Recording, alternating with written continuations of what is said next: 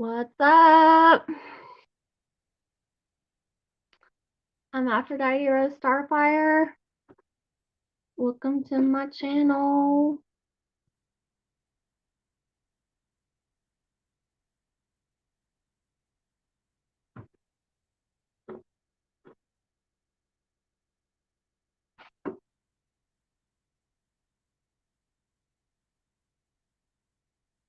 Hi, everybody.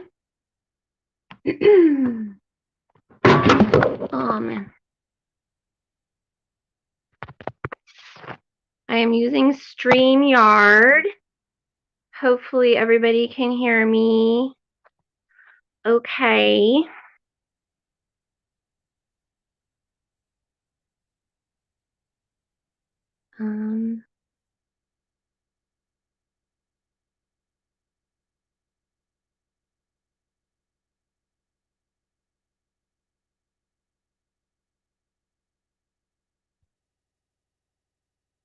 I'm just trying to set up here.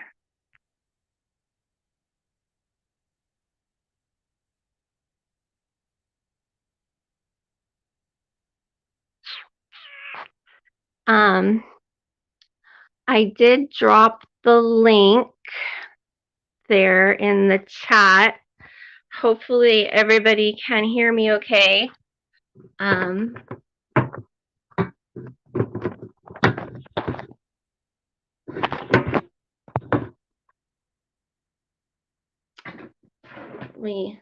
double phoning it. Let's make sure it's working.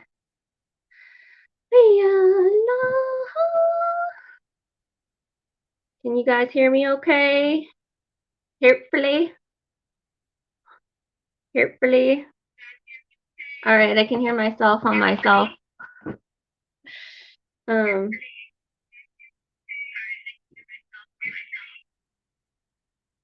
Okay, so the link is dropped. If you guys want to call in, participate, that would be nice. Hi, people. Let's see if I can set up my spiely.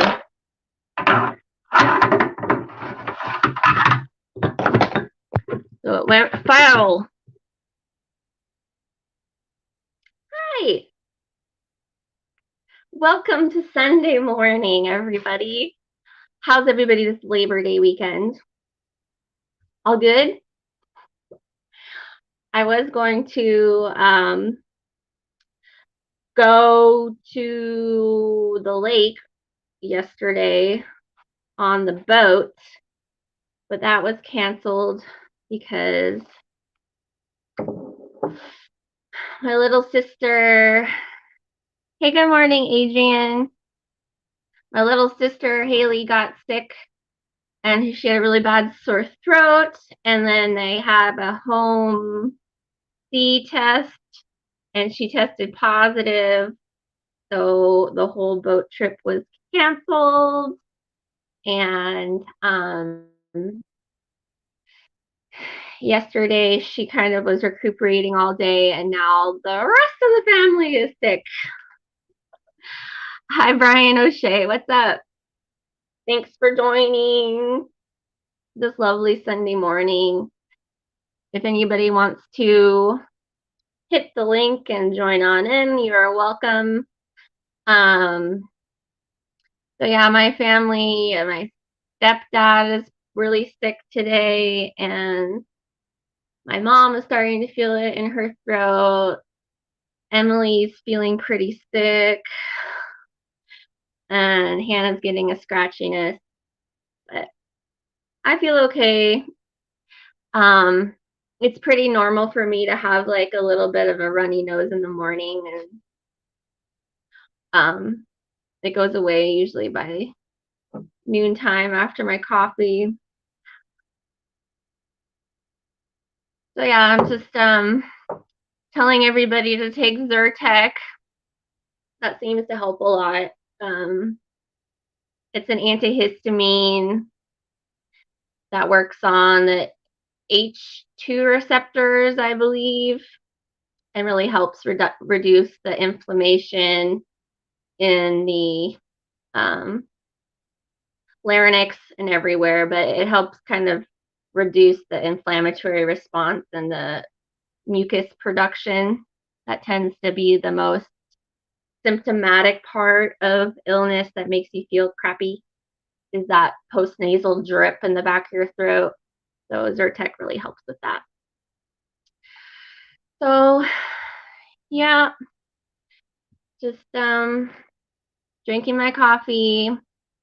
How's everybody today? It was the first week of school last week. So and they even had a half day because of the hurricane on Thursday. So, and then this week is a Labor Day weekend.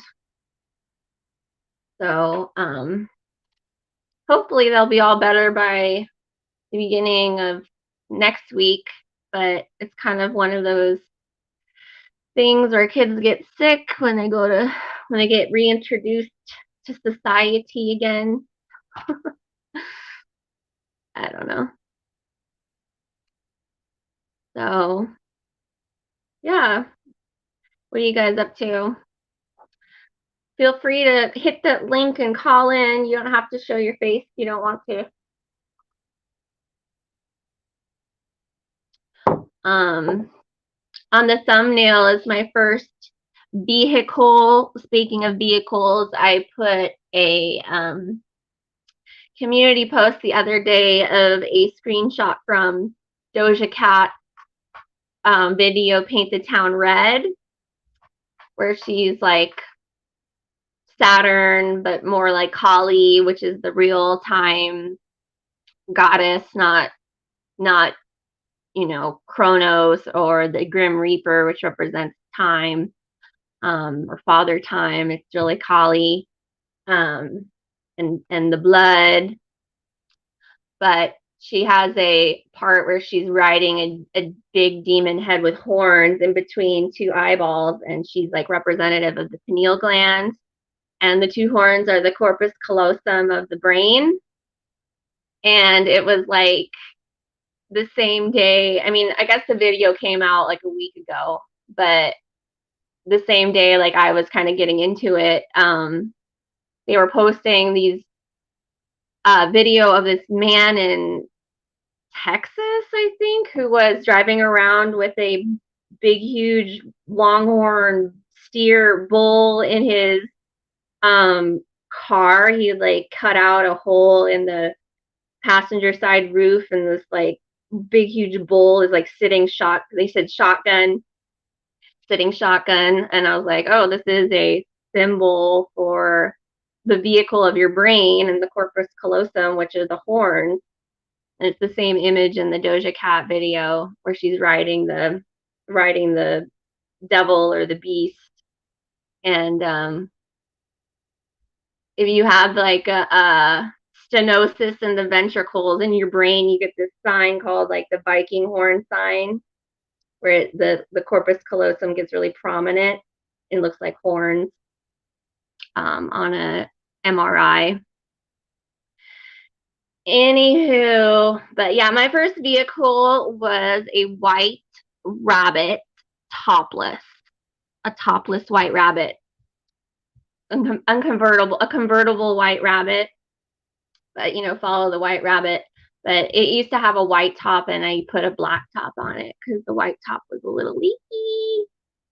But there's a picture on my thumbnail for this video of that. So yeah, is anybody else experiencing illness with their loved ones? The weather's pretty nice here. It's nice and sunny. It really cooled off after the hurricane. Like the temperature dropped probably a good 15 degrees, I'd say, and the mugginess went away. So now it's just like kind of a nice mid-70s temperature.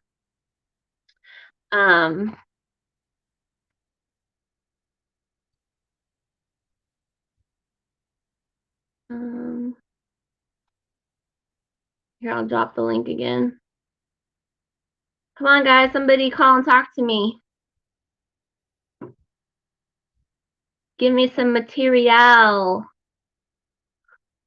Let's see. I still have to repost my conversation with Brian O'Shea on Benton's channel.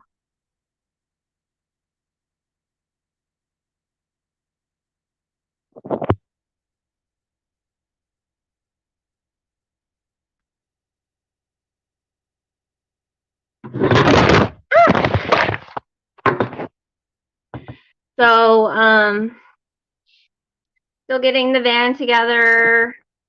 Haven't started it yet with the new transmission or rebuilt transmission that's been installed.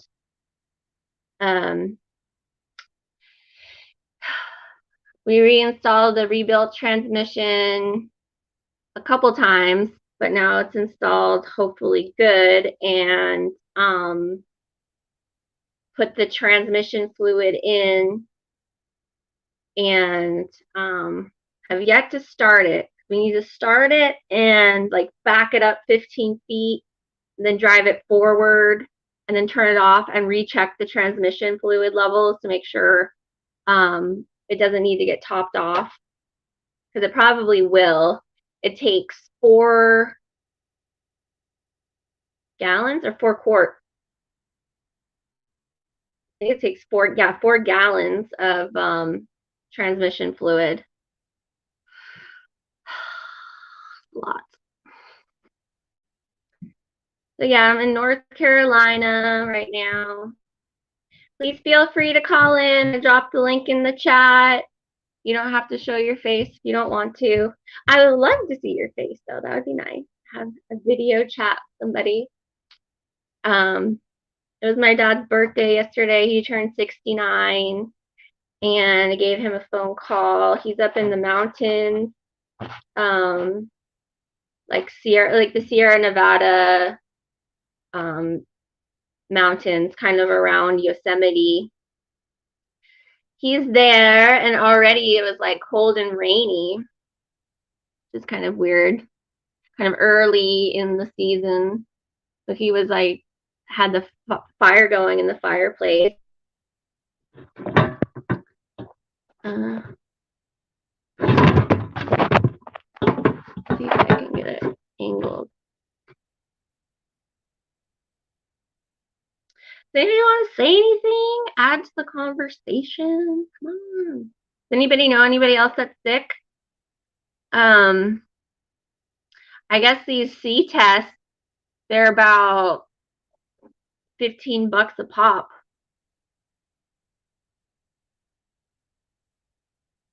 So it's pretty expensive to test yourself. And I have a strong feeling that most people that test themselves probably test twice, but they used a test from, they had it from last year to test my little sister, and she tested positive. But she's already feeling better today, which is really good, but the rest of the family's not. But yeah, it's mostly seems like kind of a sore throat situation. No nausea or anything like that, no tummy issues, which is good. Yeah.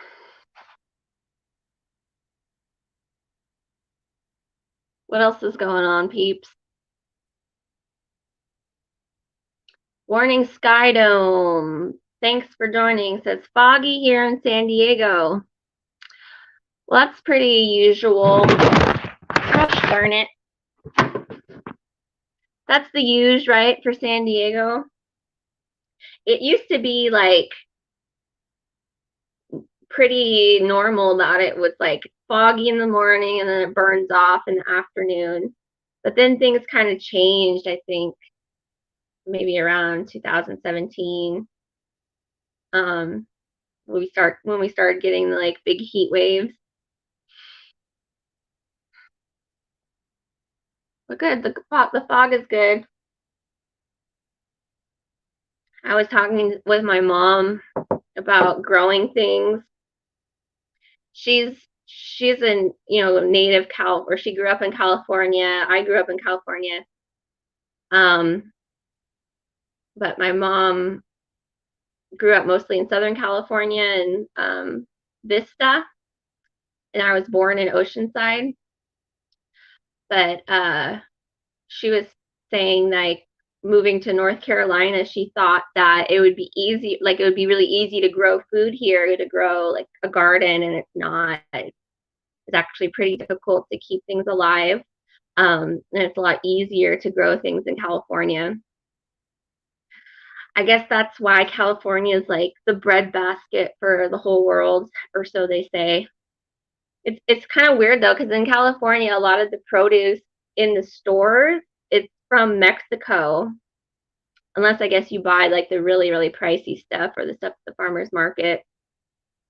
But a lot of the stuff in the stores in California, the produce is from Mexico. I guess we just export a lot of produce from California to other places. I don't know. But they say like the Central Valley of California is like produces a majority of the food for the whole world. I don't really know how that works though.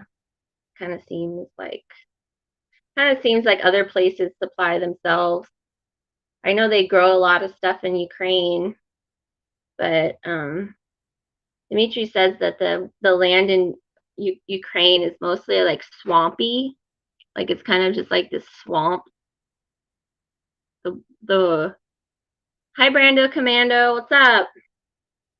Good morning. Nice to see you, Brando Commando.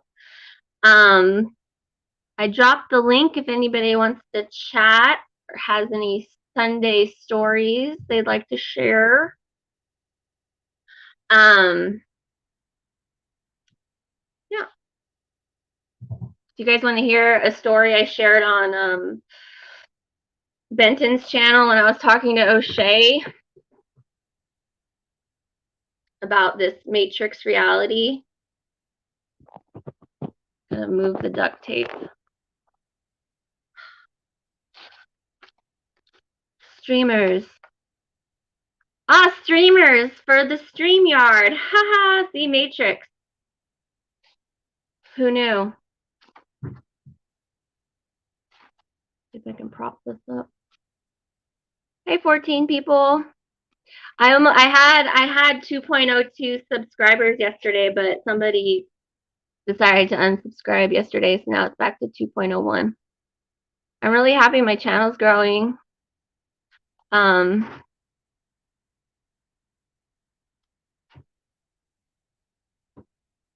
Aha! The fiddler has something to say. Good morning. The fiddler says, good morning. Hey, I wanted to ask you if you've heard of a woman named Sabrina Wallace. She has a channel on Odyssey called Synergy. Blown my mind the past few weeks. No, I have not heard of Sabrina Wallace. It sounds interesting. What is there anything specifically that has blown your mind with what she's discussed? I share and watch this channel called The Promethean, and she has an Odyssey channel where she posts like more extended videos. And she's really good. She's from South Africa. And she also goes by Aurora.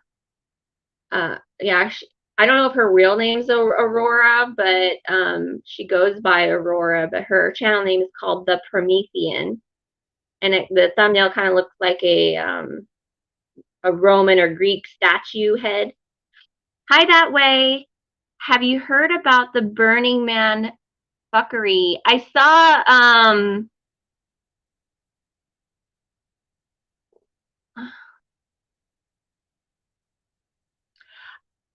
like I had looked up Burning Burning Man a week ago, and I guess maybe it hadn't happened yet.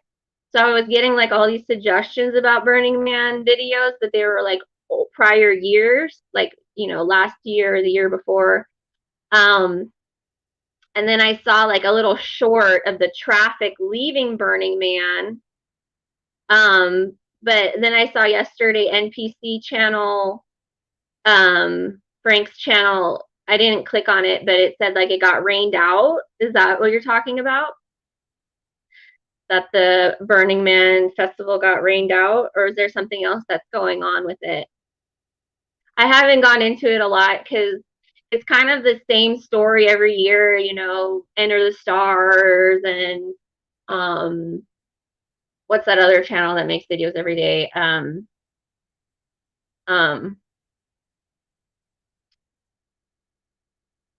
A Call for an Uprising. Now he has other channels. You know, they always talk about the Wicker Man and, you know, the druid sacrifice kind of deal, how it represents sacrifice and all that, and like May Day and um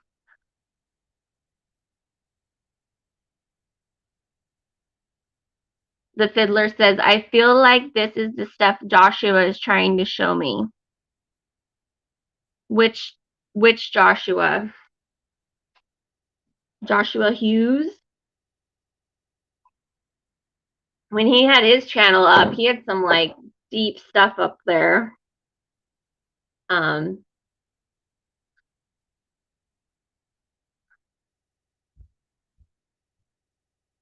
that way says, yeah, they got them locked down, won't let them out. Oh, why? Is the Burning Man festival still going on, or was it like last week? Hi, Robin. Robin says, flooding roads washed out at Burning Man. They can't leave till it dries up. Wow. Was this like from the tropical storm that went through a couple weeks ago, or is this like a new rain that happened?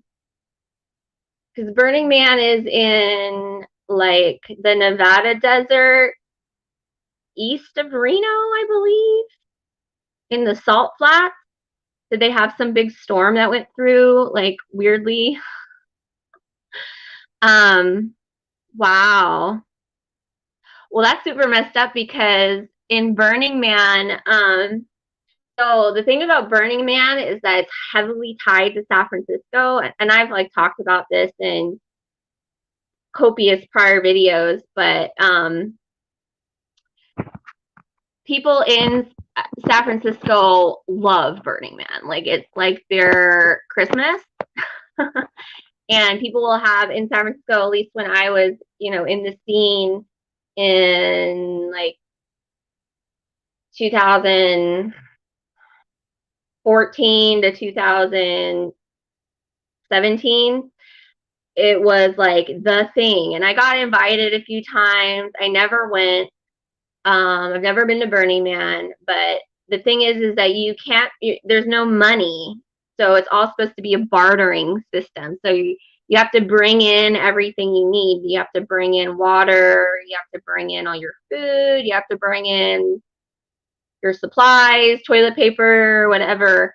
And so people will rent RVs for the week, and the RVs come back totally trashed. But and then like, you know, the women will use their bodies like barter for food. Oh, my cat just came through. Like, you know, like I don't know, like doing handsies, or, you know, flashing boobies or whatever to get a bottle of water. Or, you know, they'll do different things to you know, get things.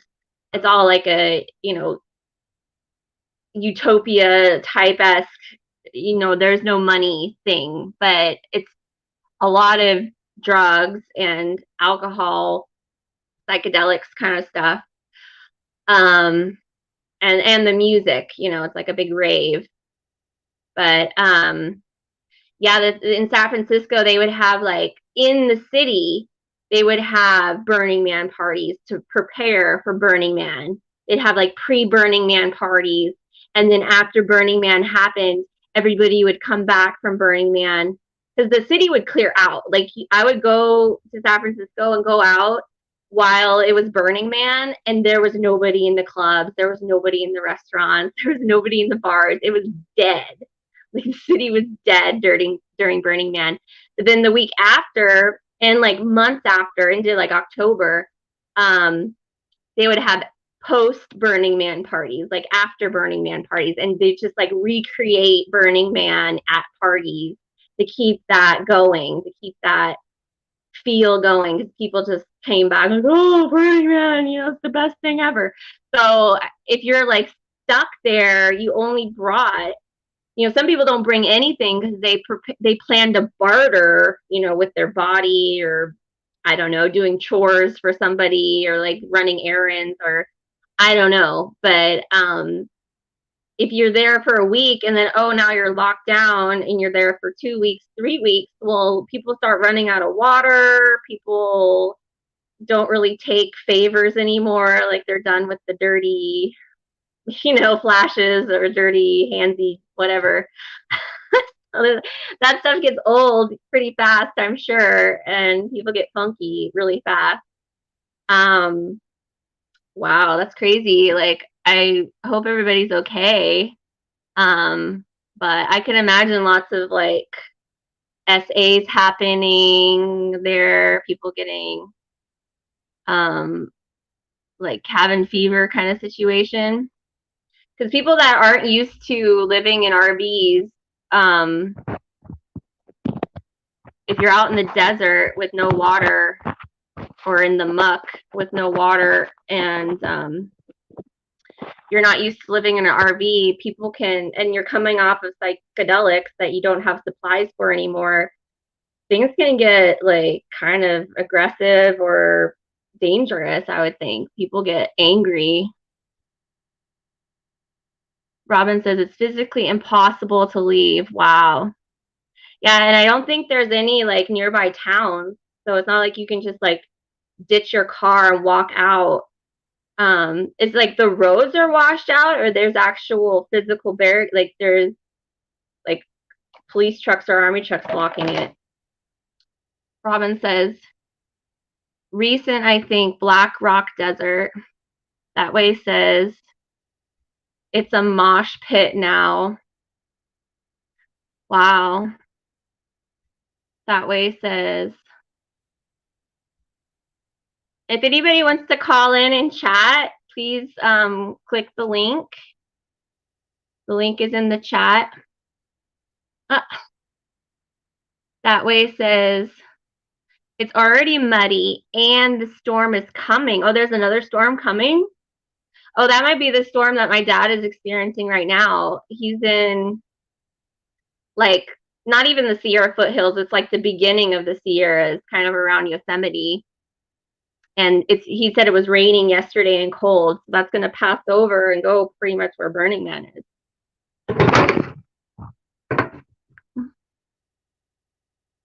Robin says, that where the organization office is in San Fran. Yeah. I told the story of the weird elite party I went to at the Battery Club, which is a country club in San Francisco in the Embarcadero. The Battery Club, it's like their whole, I don't know if it's technically a skyscraper, but I think it's at least 13 floors. It's like a big building in the Embarcadero. Maybe it's 10 floors, I don't know. But it's a country club, and it costs, I think, $5,000, $6,000 a year to be a part of, and then it's a hotel, so only like the members of the club can stay there. But they throw these big parties, and you have to be a member of the club or be invited by a member of the club. And I was dating this Chinese investor guy, and he invited me to go with him. And it was like all of these tech executives, like tech investor people. And they were having, it was a post Burning Man party. So they had all these like Cirque du Soleil people walking around in the middle of the party and like on stilts, and like fire breather people and people in weird contraptions and like jester kind of things. And they had all kinds of rooms with DJs. And the other floors of the Battery Club, like the second floor, they had these like random London telephone booths, like the red telephone booths, like in the middle of the hotel, just like randomly, and people are in there doing things. And then even upstairs, like farther upstairs on other floors, there's a secret speakeasy that you have to be like even like more invited to, that we went to. And it's like you have to go through this like secret bookcase, and there's like this other speakeasy bar. It was very shishi, like I kept on getting looked at, like, why are you here, kind of thing. It was interesting. I felt like Alice going through the rabbit hole though. Like it was, I was like, where am I? um, Rob Cleveland says mud flooded out. The Fiddler says, I even get nervous bringing up her name and talking about what she talks about over the internet. She talks about the biosensors and wide body area network. Jay Hughes, this is demonic. What is the wide body area network? Is that like a neural network? A lot of these new sci-fi movies are kind of touching on this neural network, this extended neural network, and it's connected to like the black goo, the tentacle being, you can think of a tentacle being on the macro size, and then the micro size, which looks like a virus. But like that, this alien force communicates through like a neural network and somatics, like through sounds and frequencies. Hi, Love, Learn, and Grow. What's up? Love, Learn, and Grow says, hi, hope you guys get better. Yeah, thank you. If you guys are just joining me, my little sister Haley got sick first with a sore throat. It was the first week of school, and they're in 8th grade. And Emily's at the high school in 9th grade. But Haley had a sore throat, and they tested her with a home C test, and she was positive. And now she's feeling better today, or she's getting better, but the rest of the family is now having symptoms, especially my stepdad. But judging how fast Haley is feeling better, hopefully it'll just be quick pass through. I'm pushing the Zyrtec. Zyrtec seems to help a lot. Robin says, ha ha, Rob. That way says the Popo are blocking. I wonder what jurisdiction they are from. Like it doesn't it become a health hazard? Okay, I have a guest. Fiddler. Hello. Hello. Kim. What's up? Can you hear me? Yeah. It's crazy to talk to you. How are you doing? Doing pretty good. I just woke up and saw your video, and you said, you wanted to talk. So I said, what the hell? Yeah. So I asked about well, let me say I've kind of known you for a long time, back in with Joshua Hughes. I always bring him up to you. Uh-huh. I know you guys knew each other. I felt like we were in that same circle of like Quasi-Luminous and all that when it happened, and talking about the Earth and all that. The Purge? The Earth. The Earth. Sorry. And Daddy, Yeah. and like just all that group. It feels like a small group, and like Joshua Hughes really always felt like an actual like guru to me. Like he like him and I connected on in our minds, you know? Like so like Yeah. it was the closest thing to a guru to me. So I feel like I came across that Sabrina Wallace stuff just like the other day, and like it's like a final puzzle piece in this whole thing. And it's like it's been blowing my mind. I'm like, oh shit, like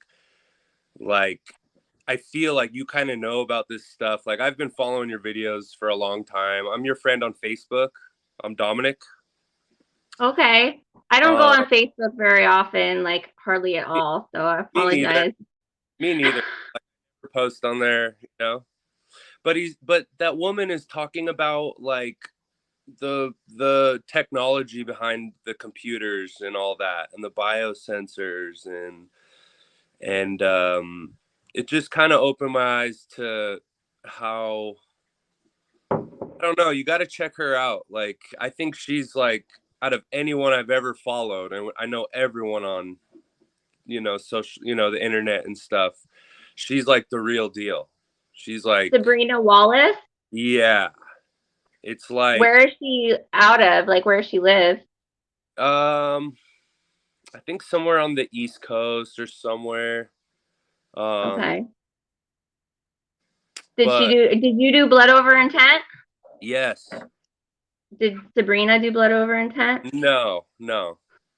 She, it's like the information is so technical and computer science and stuff that I have the intellect to digest all that, like I'm kind of like a communicator to people, and there's a reason why I'm supposed to kind of pick that up, Yeah. um and I think it's stuff you already know, and and I'm just kind of very interested in you, and always kept an eye with you because you actually knew Joshua Hughes, and Yeah. because I was sometimes I would actually. go ahead. Oh, go ahead.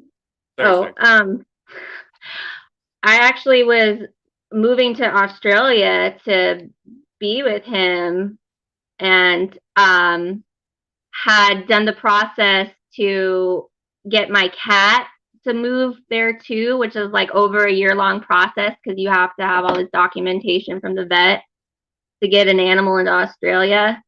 And it was like 2 days before my cat was supposed to get on the plane to go to Australia, they shut down the world. Yeah, I remember that exact time.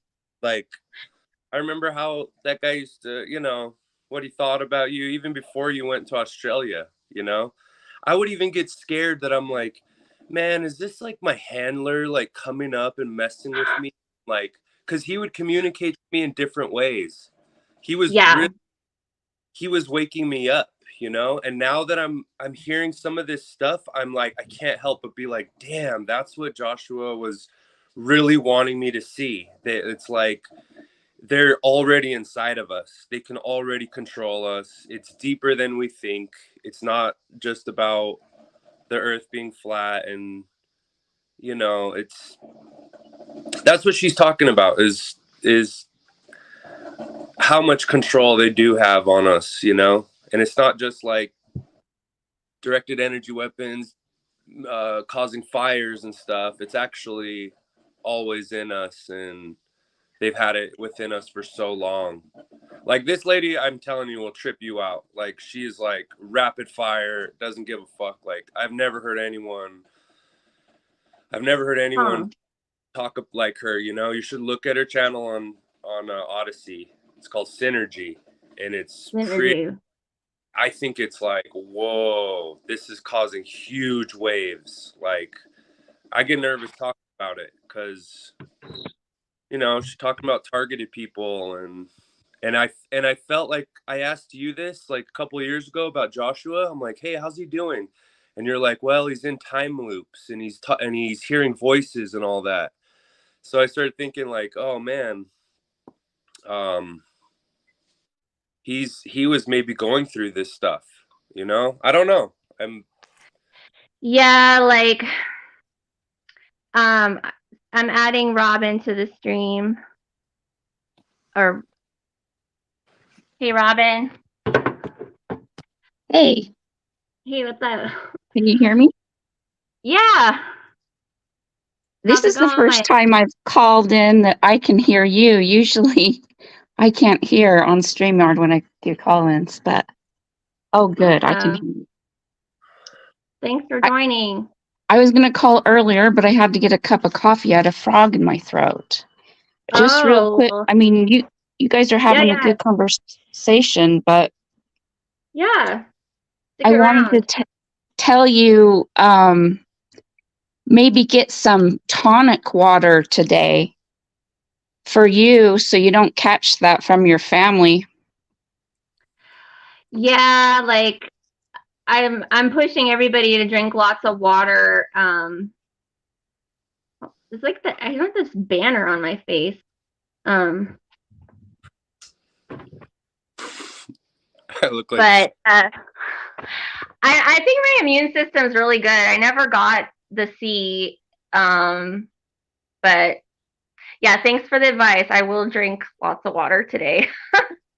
Oh, well, the tonic water has quinine in it and it's a cellular detox. So Okay.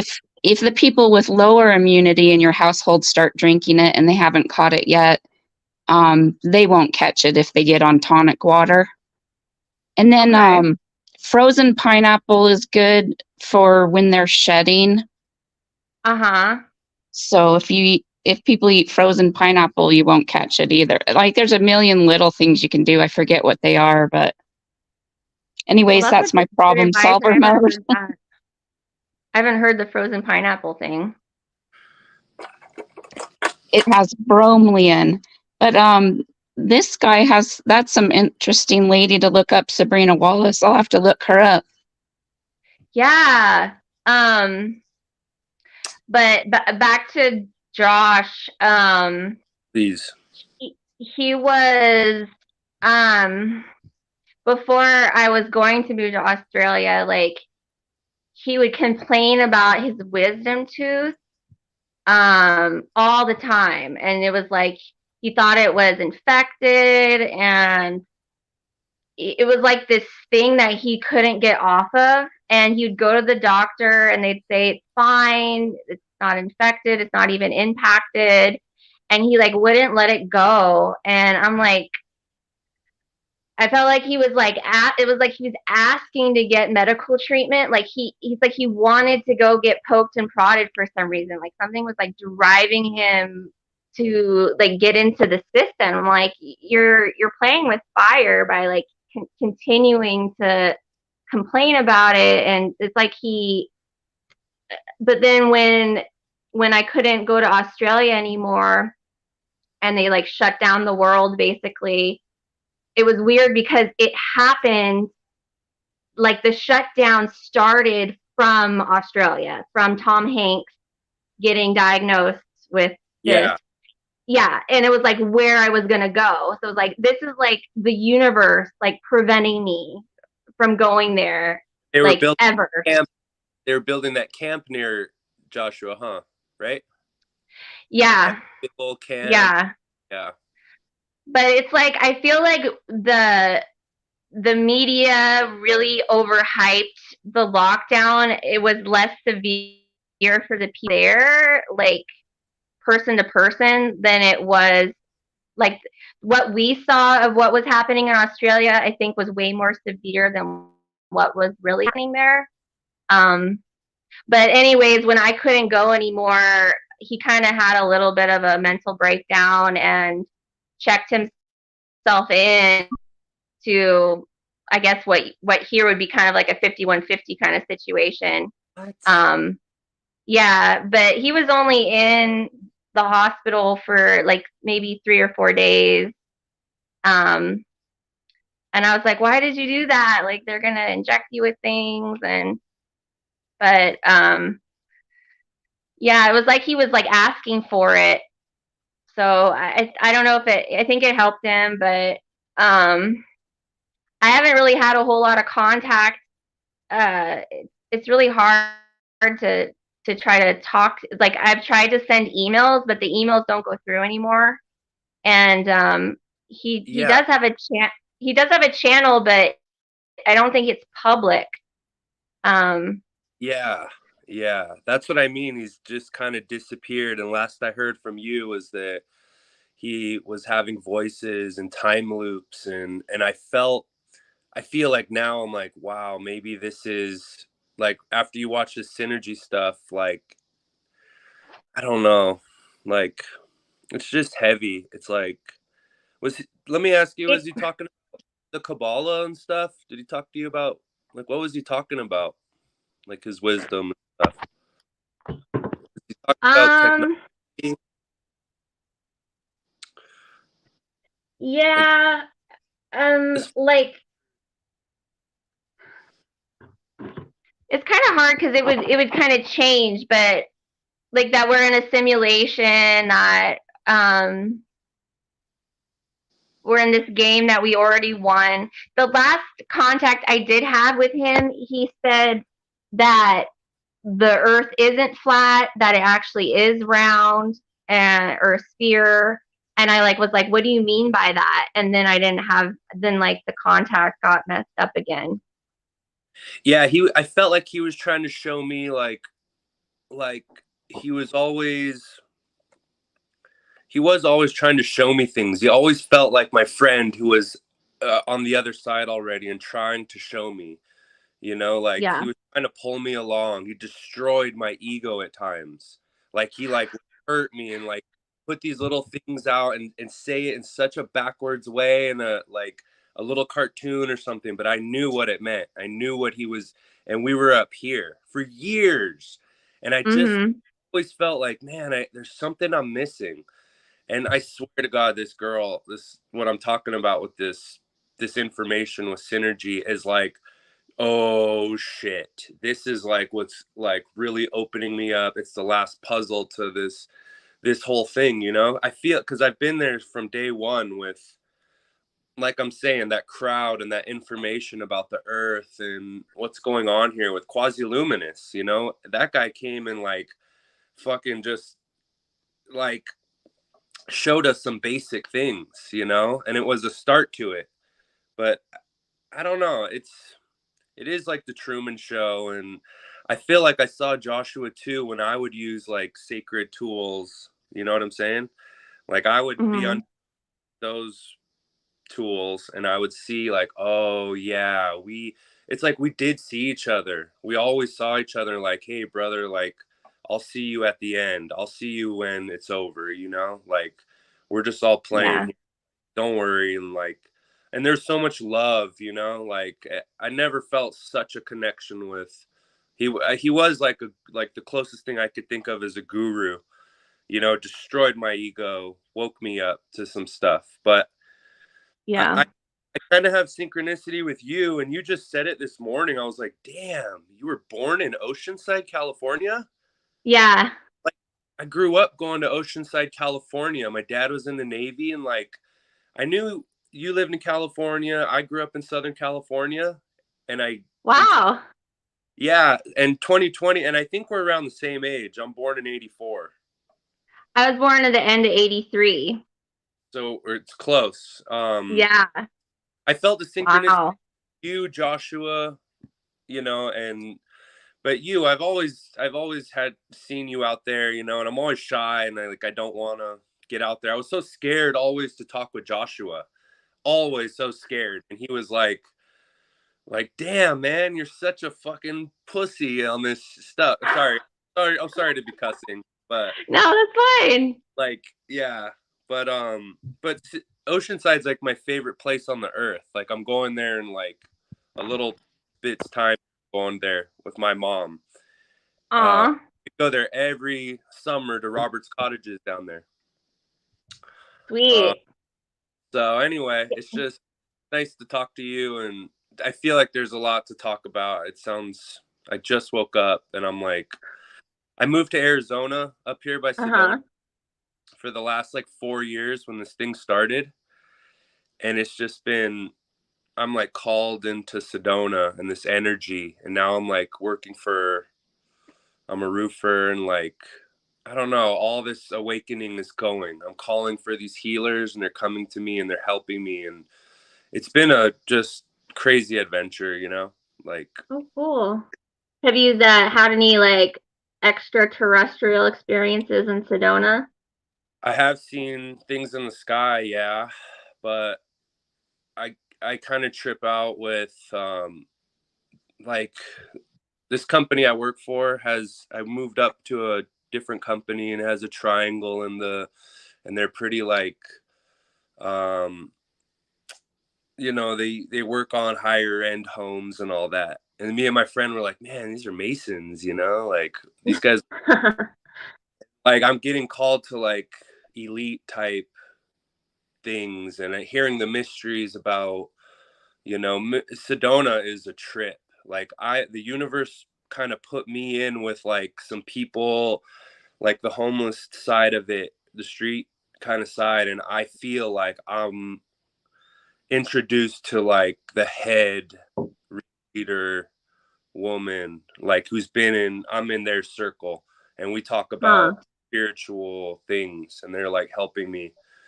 I was scared to even run into them. Like I worked with a guy and his girlfriend was like, I don't want to talk too much about details, but I don't know. It's just, this place is a trip. Like they say you're only supposed to be here if you're supposed to be here, it'll bring you into it. And it's bringing me closer to that energy. Like, have you ever been there? Have you ever come up here? Yeah, the only time I've been to Sedona is when I had a Men in Black experience. Um, it was in 2018.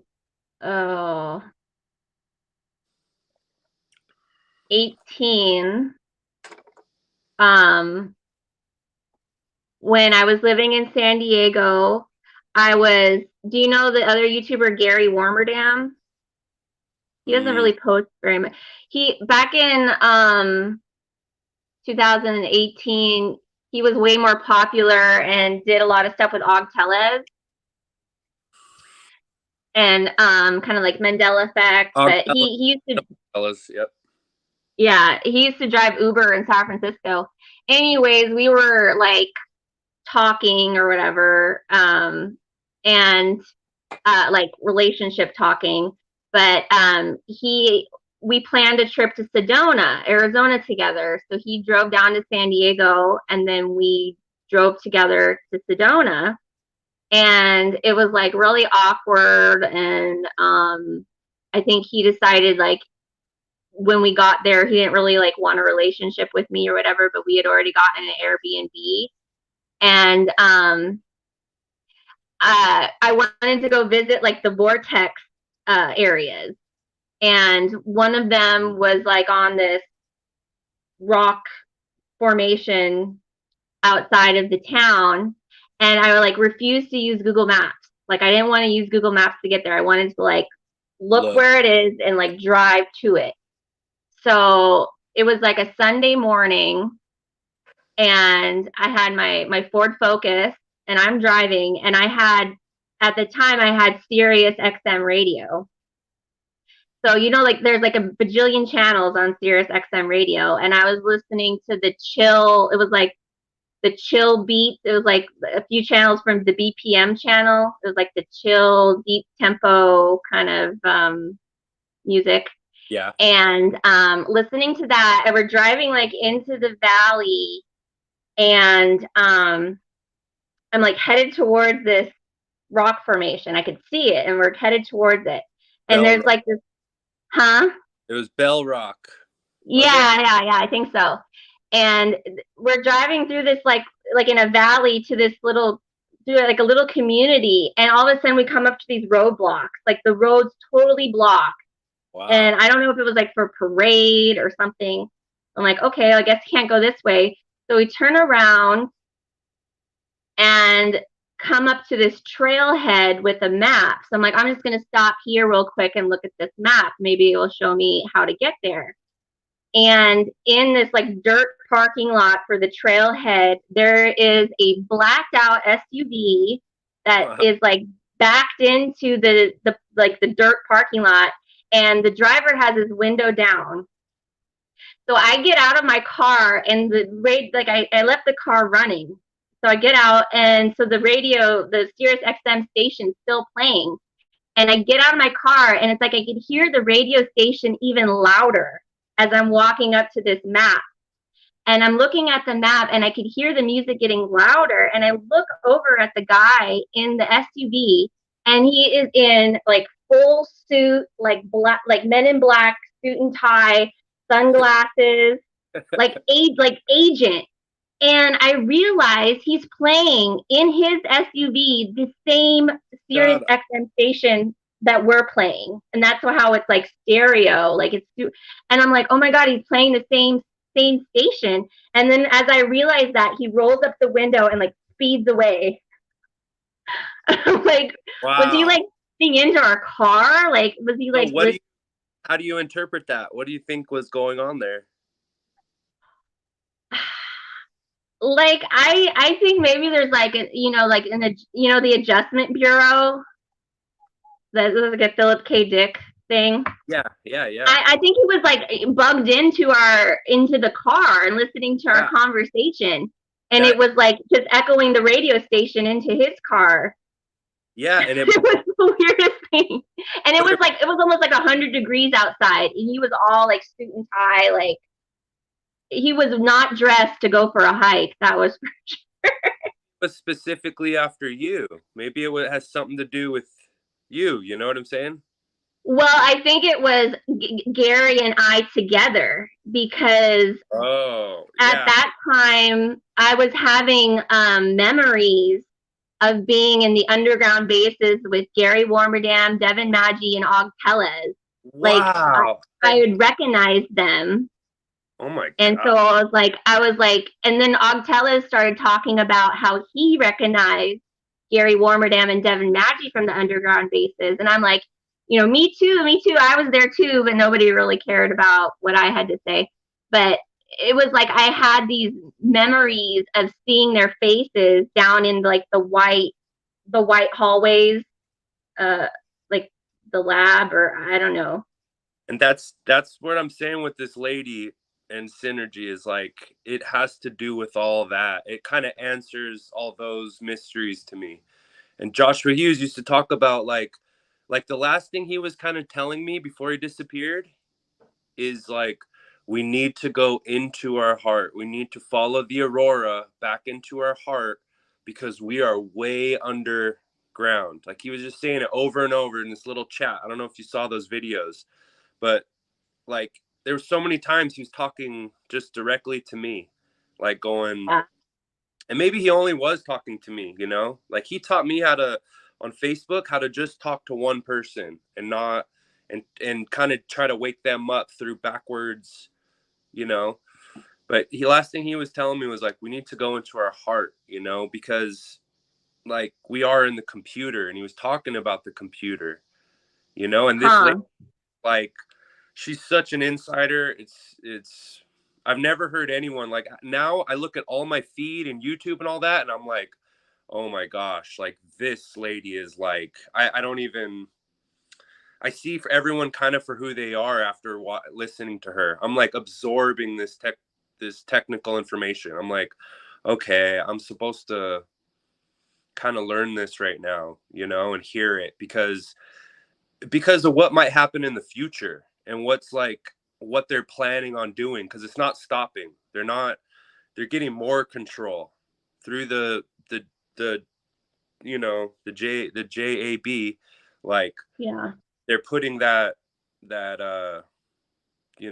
GRAPHENE into people for higher throughput, like for the, it's hard for me to say all these, to remember all these words and talk in that language, but you kind of see what I'm saying. Like technologically, they're upgrading us so they can have more throughput, and where this is going, and we might be like, and she's talking about the 4D, you know, she kind of like, she got me to question, because I've always been into like, you know, a Western mysticism. I feel like the spirit gave me the Kabbalah. It kind of gave me and like Joshua's kind of talking with me about the Kabbalah and the Tree of Life, and I jumped deep into like all the Western mystics with Crowley, and like, you know, I felt like Hughes and I were talking about Crowley, and so this woman kind of like makes me understand what Crowley and Blavatsky and them were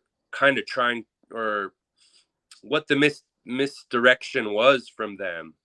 And I never thought I could like look at it that way, but I'm like, oh, because she's saying like they made us believe in this hocus pocus so that we don't see the science behind it, the resonance, the cymatics, the computer, the wireless, you know. And I felt like Hughes saw that. He was showing me about like the Lawnmower Man, and he was showing me about us connected in the Borg, and like I see how real that is now. I see, like, listening to her talk, like she's going through documents, she's just showing it, like, and she's a unique person that I think you could like kind of see what I'm talking about. Like, damn, this chick is legit. Because it, let me tell you this too, because it kind of, I kind of got led to her. It was like Maui, you know, and I was watching A Plain Truth. I know you know who that guy is, Jamie Lee and all. A Plain Truth Yeah. channel. And he was talking about the dues, and then he started putting up videos about this guy Robert Duncan, and he was talking about the dues targeting individuals and having the voice Mm. in the head. So I started getting into that, Mhm.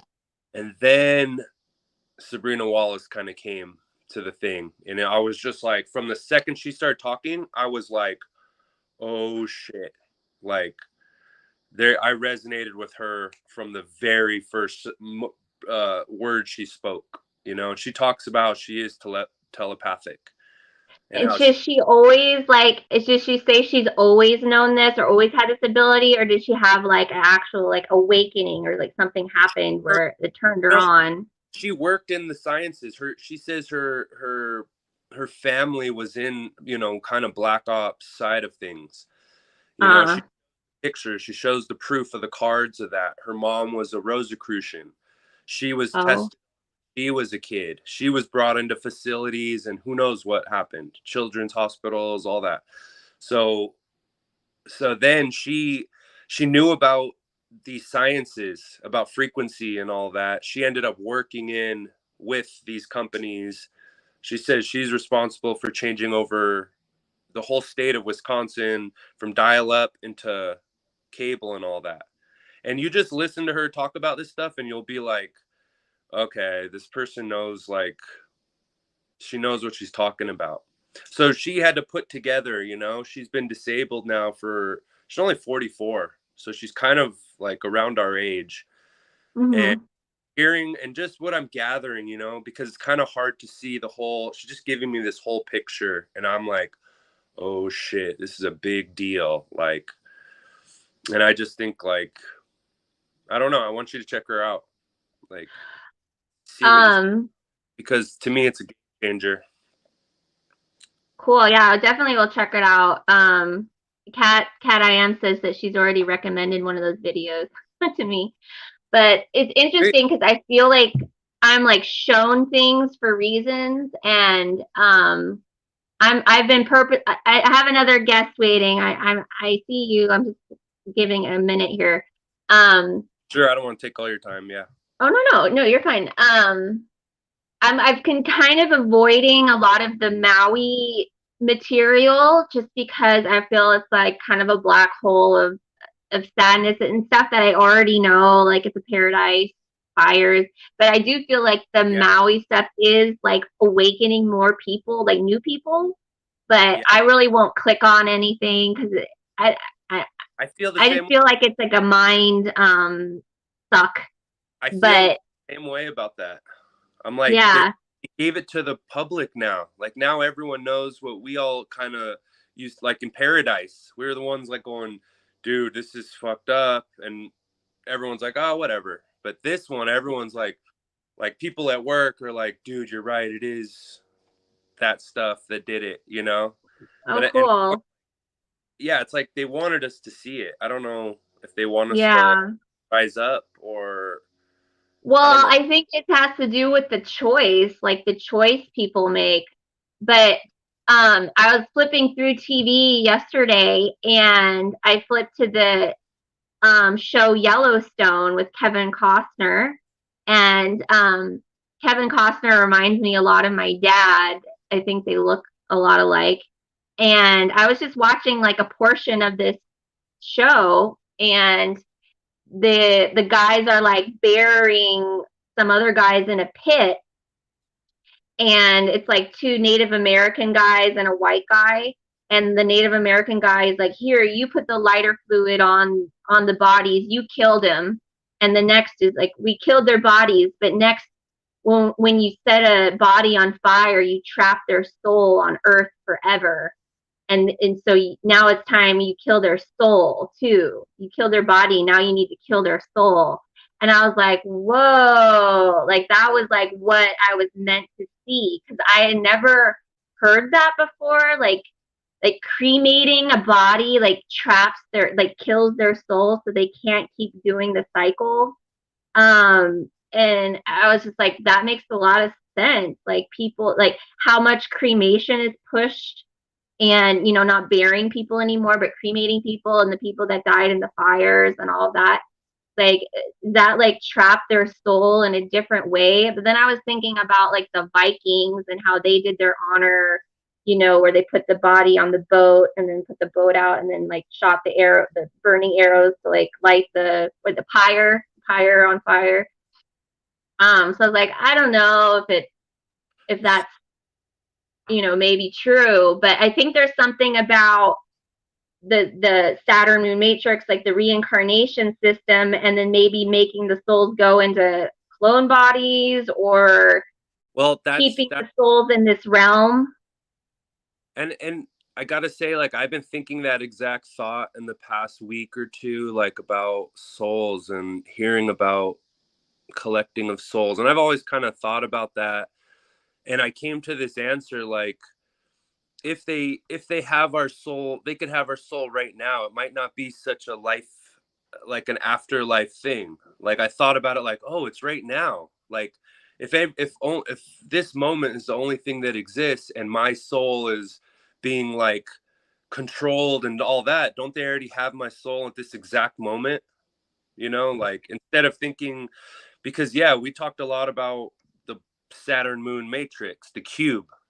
Joshua and I had always talked about the cube. I felt like I was one of those people showing the masses the cartoons and the esoteric content in all of Hollywood.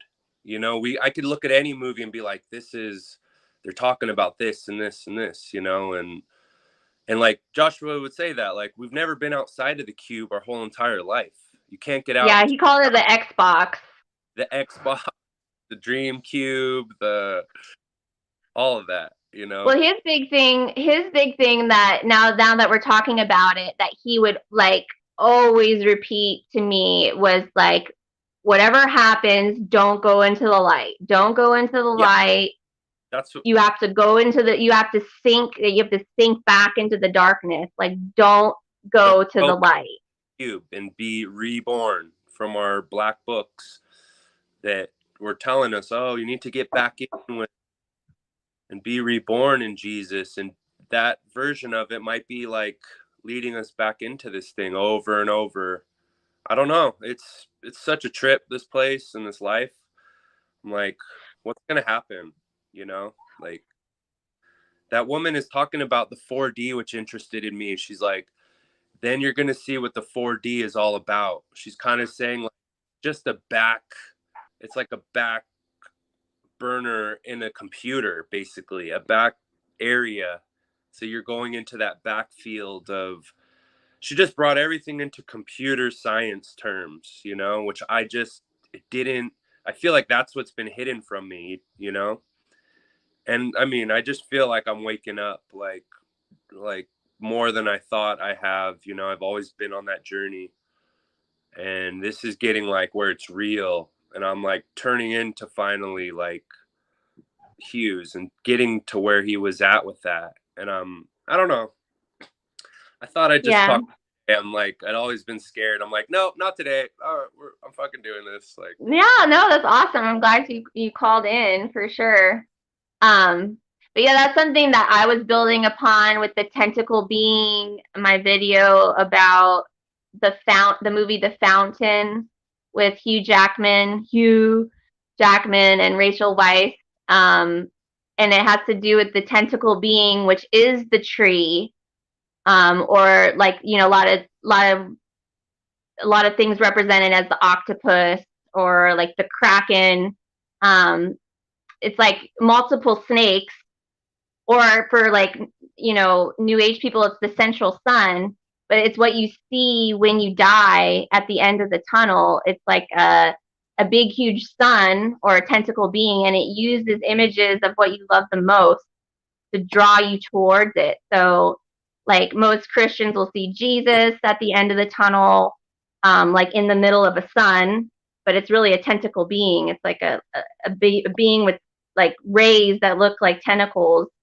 And then for like agnostics or atheists, they'll see like their family, you know, like their grandpa or whatever, and then come join us, come. And you make like a covenant. You like make a choice to like marry or like bind your soul to this entity, which is really a tentacle being, which is the tree of life.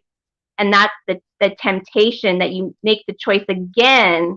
And then that like reincarnates you and like reinvigorates the tree of life so that you go back and relearn good and evil.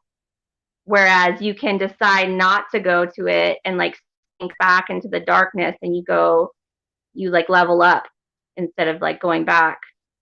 yeah, I'm very aware of that concept, and I've like always thought about that. Like, when I die, will I have the courage? Like, if I do see Jesus, and am I gonna, you know, if I do see my dad, and like, yeah, it's like it goes into your brain and it like picks. It like uses your third eye and picks whatever image that is like your most dearest to you and projects it back to you. And Joshua would always talk about like the difference between knowing and thinking. You'd always harp on that with me, you know. And I feel like this recent information is like, oh, now I know, like, because it's like almost like it made it easier for my connection with God now. It just cleared it up. Where before, Yeah. I was following all the esoteric, you know, occultic stuff, like trying to climb the tree of life and trying to meditate and get there. And it was this big, like, endeavor that I would try to do and journey. But now it's like, now I feel like it's easier. Can you give me a minute? So I'm on with Kim. Aphrodite Star Rosefire. We're on like a chat. I gotta just give me a second. Who is that? It's my friend. Please. That you've never mentioned. On You've the never live chat. mentioned her. Hi. Hi. Hi. Hi there. What's up? Just moved. He's ignoring me, and it's Sunday morning. We've had Oh, a rough. I'm sorry. We're having an esoteric conversation. I've told you about her No, before. you've I never said it's mentioned Joshua her. Hughes' girlfriend. Sorry. Oh, I'm sorry. I didn't mean to get you in trouble. It's okay. Moved to a weird place, like in the most beautiful country on the creek, like, and we're in this old creepy like boarding house, like where Oh, they wow. Airbnbs, and we're kind of by ourselves, and there's some like weird energy through some people on the property, and we're just been getting spooked, and it's just like this crazy adventure. Like, Oh, cool. yeah, I'm sorry. I don't know where to go with that. Well, like, what do you think about like Quasi is at now and the Blood Over and Tenors and I feel like we foresaw the sea stuff like years before it happened. We all thought it was more like our RFID chip into the thing. But it was always about the blood. Like it's like that's the way that they are controlling everybody. It's through And what? Through wireless is what you said? the blood. Oh, the blood. Yeah, Quasi, I still watch that guy's videos like every day about plumbing, and that's kind of how I got into roofing. It's like how he would talk about getting into the trades, just learning. I did exactly what he did in plumbing in roofing. And I'm like in the most beautiful areas but yeah, I wonder about him. I just thought about him yesterday, like, dude, what is his plan now? Like are we going, like, we always thought we were going to go to the North Pole, and we thought, what's there? And like out of all those flat earther people who got all this knowledge, I felt like we were always the ones, like the true ones, going like, no, we need to go to the north and all that.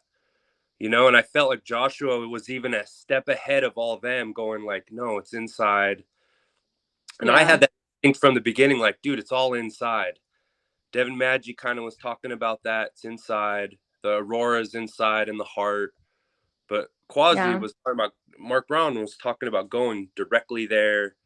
Devin Maggi was talking about going there. That always fascinated me. Like, and if this place really is a horror show where we live, maybe that is going to be the solution. I always thought that, like, we're going to have like a mass exodus, like they said, where we're all like, fuck this place. This is too, we're going back to the creator, or we're going to see. So I don't know about that. I was going to ask you the same thing. Like, what do you think about that? Like, what do you think about the North Pole? What do you think about the Auroras and Mark Braun? And He doesn't know what to think, and he only other people in his partner. so, Hey, Robin. Well, I don't know. It's weird because like it's like I've actually, like, unlike a lot of people, like I've actually put action into my beliefs or whatever, and like got the bread truck, got my like Mad Max vehicle. Like I am, like, I can live off grid. Like I, pretty much all my worldly possessions fit into that truck, and now, like, I'm kind of in this situation of, if shit hits the fan, I'm ready, but is it ever gonna really hit the fan? Like I'm constantly being tempted to, like, get a job, like start making money again, like, forget this apocalypse type thinking and reinvest into the matrix and think about buying a house, or like doing this thing again where you're saving money and working and planning for the future and all that. It's like this straddle of, like, I'm ready for a Mad Max situation, but how long can I be ready before I need to start going back and doing the grind again? well, I want to say this, like, you've seen Bird Box, you've seen movies like Bird Box, where I actually haven't watched it. I've heard like what it's about. so they're like, they can see something. It's the same with that book, The Cell, Stephen King book, and movie, John Cusack. And they've had a lot of other movies talking about this stuff, and it always gets me thinking, like, like Sandra Bullock in that movie, they see something. Her sister saw it and it was like, oh shit, and then like kills himself, and that's what I'm seeing with this information from this woman, is that, like, the Mad Max situation might be like where they turn it on. I'm sure you're aware of that concept, like they're going to turn something on. I've had dreams about it where we all just are like, going through that change, and that where they heighten something, change that frequency to us, and we go through seeing maybe these Cthulhu type entities, and the magnetic field is now removed, and we're seeing in the 4D as well, and they've done it Mhm. with technology. That woman, Sabrina Wallace, is talking about raising our biomagnetic field. She's talking about specifically the aura, the biofield. She's saying that's our body part, that they have lied to us about our body part. She's like, you can't even write about the biofield or the aura in any of those journals or texts. They ban that.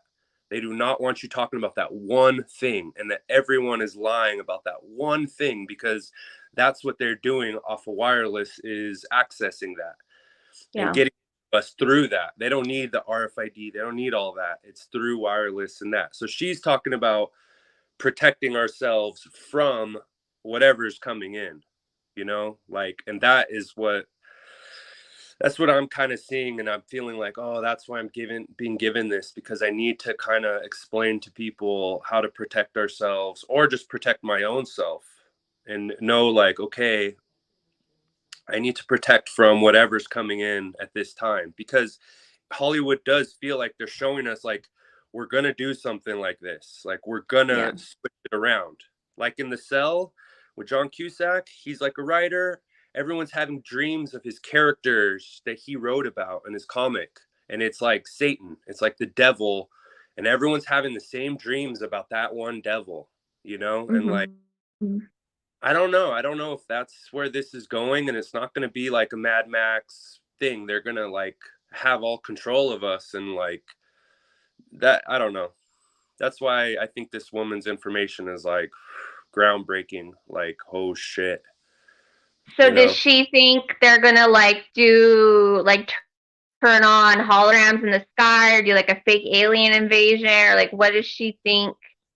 Well, Or do people just get hijacked kind of mentally and turn into kind of she's zombies, about, or talking about it internally, like the technology that already exists, where they can turn you into the wolf man, morphogenesis type deal, like where, and that kind of explains the shape shifting stuff, that it's just the technologies that they're doing. And she's talking about the 4D, like we might see what that 4D is about, and we might see these electromagnetic beings, and that's Hollywood's been showing us that for a long time, like about, so do what you I'm saying? think like we are being like parasited off of like getting like there's Yeah. parasites living off of our energy, or is it more like we chose to enter into this system to be able to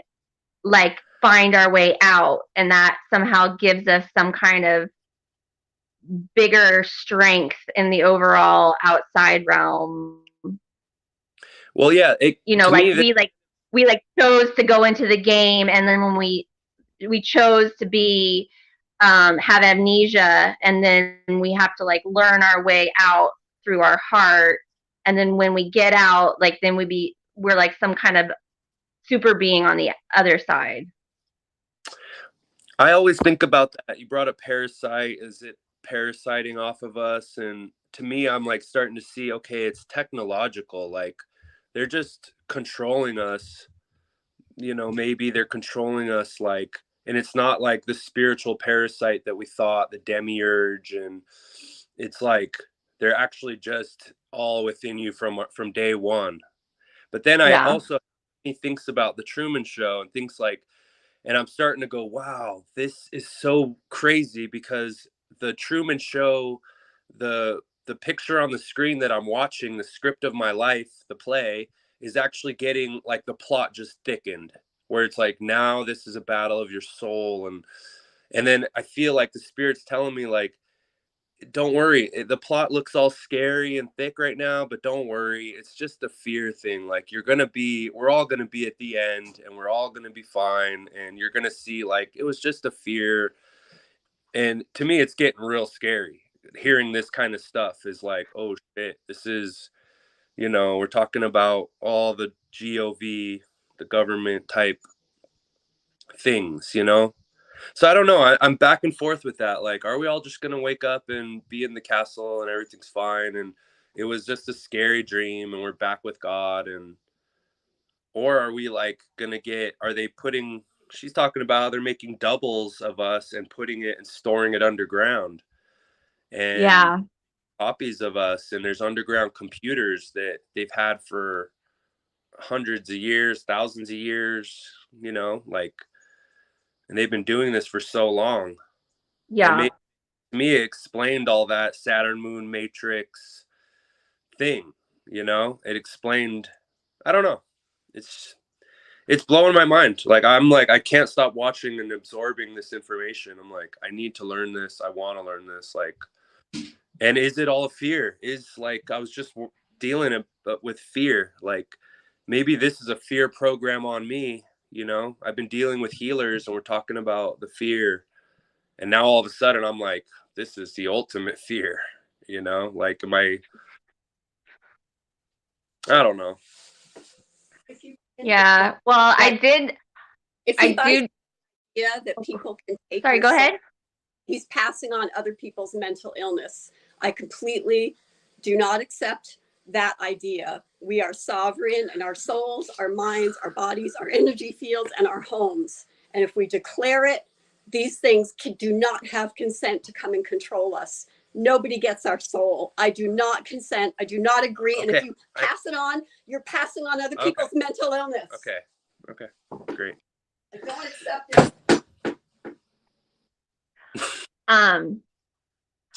Well, I definitely feel like when I did Blood Over Intent, like, that's what, like, I did have clones that were made of me and, like, things growing in vats, like, from my cells that have been collected over various medical procedures and interventions, that when I did Blood Over Intent and said, like, this is mine and I do not consent to use of my DNA outside of my body, outside of my consent, that, like, everything that was being grown, like, died, like, everything, like, got the umbilical cords cut, like, and then they, like, the clones dropped dead. That's what I felt was the strongest when I did Blood Over Intent.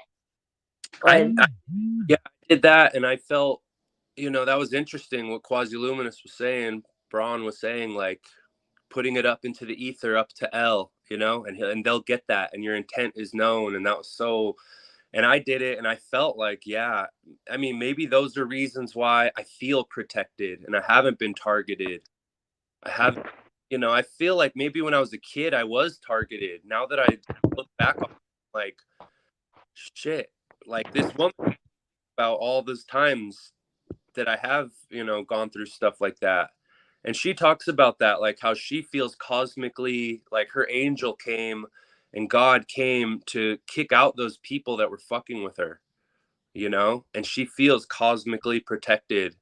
And I feel like maybe we're all like that too. And that's why, you know, but I get nervous, like, man, they're gonna, like, come for me with all this stuff, you know, they're gonna drive me crazy and no one's gonna know. And you know, that's why I get nervous even talking about this stuff in public.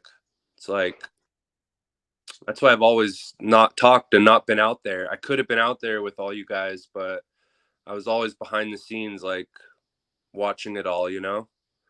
Yeah.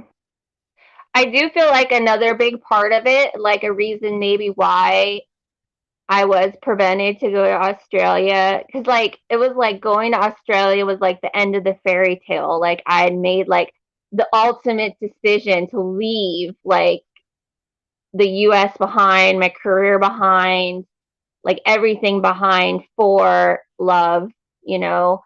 And but, like, part of the Blood Over Intent thing and claiming ownership of your DNA. Do you want my phone? Was also, like, making things right with your family, like your parents, and if you have children, your children, if you have extended family, like, to put, like, your differences aside and accept your family for who they are and love them in spite of it, and like make it known that you're there, like no matter what. Because I feel like a lot of us maybe had cut off our parents, or cut people out because, like, I just can't anymore. Like, you don't know me, or, we obviously are different people kind of stuff. But maybe like that extension. Yeah, why are you even asking a woman her opinion? You don't even think I women would are never people. do this. What do You think we're all daughters of the Please goddess. stop. I do. You don't even care about a I woman's do think. opinion. I think No, women you are don't. all daughters of Yeah, the goddess. That's a Yes. demonic viewpoint where you make us all lumped into one she, and we're not even individual people. You're You don't really even- interrupting this. You don't like, care about teaching or learning from You a don't care woman. about like something You're just so running her important to me. ideas by you. No, we're just talking. It's the first time we've talked, and you're just like ruining this. I'm really sorry, I'm but really you're gonna be upset. ruining what we're trying to make here. I'm sorry. I'm sorry. You haven't participated. You started drinking again last night. You're ruining it immediately. Okay, thanks. I can't believe it. I can't believe it. Well, if you need to go, I understand. I don't know what to say. I'm like, I don't know what to say. I'm so sorry. I really want No, to. that's okay. It's Important thing to me. I just deep want. stuff that we're talking about. Yeah, it's the energy that I'm putting out there, and it's driving her crazy and triggering. I don't know. Maybe I don't know what's going on. Hey, Aphrodite. Hey, Robin. Maybe I'll. Yeah. Yeah, it's the StreamYard, man. When you have an internet connection, there's all kinds of shenanigans. Am I too loud or too quiet? No, you're perfect. Okay. That was good because I could get to a place. I'm up at a canyon where it's quiet. But yeah, it's intense. I got a visitor from Sedona a few days ago. Oh yeah. Sounds a lot like what is his name that's talking to you? Dominic. Dominic. Oh, hi. Yeah, he was selling solar, and we ended up not talking about solar, but he was passing through from Sedona. Wow. And we had an hour conversation, hugs. He invited me to an event. Everything was all good while I was talking to him. But after he left, I started to get the like, oh, I don't know if that's good. I don't know if I'll go to that event. It felt weird. Do you guys get that where you have a good experience with someone, and then when they leave, some doom comes over you? Yeah, I've had that. I'll end up thinking like, oh my gosh, these people are after me. They know who I am, and I'll have all this paranoia stuff. And then I've gone through that a bunch of times where I wake up the next day, I'm like, no, that's not how it is. Like, I don't know. Yeah. I feel that. I'm trying to stay in the 3D, stay in my body, stay connected while I still have a vessel, because all that other stuff out there, transcending, ascending, you can do that when you're out of your vessel. I feel like they want to trick us to get out of our vessel so they can manipulate us more and put more programs in. That's what that woman, Sabrina Wallace, was just talking about, was trying to pull us out of it so that they could override it and take it. And she's talking about how they are literally using us like Sims, putting on the headsets and doing that. And it's all out there. And they, it's documented.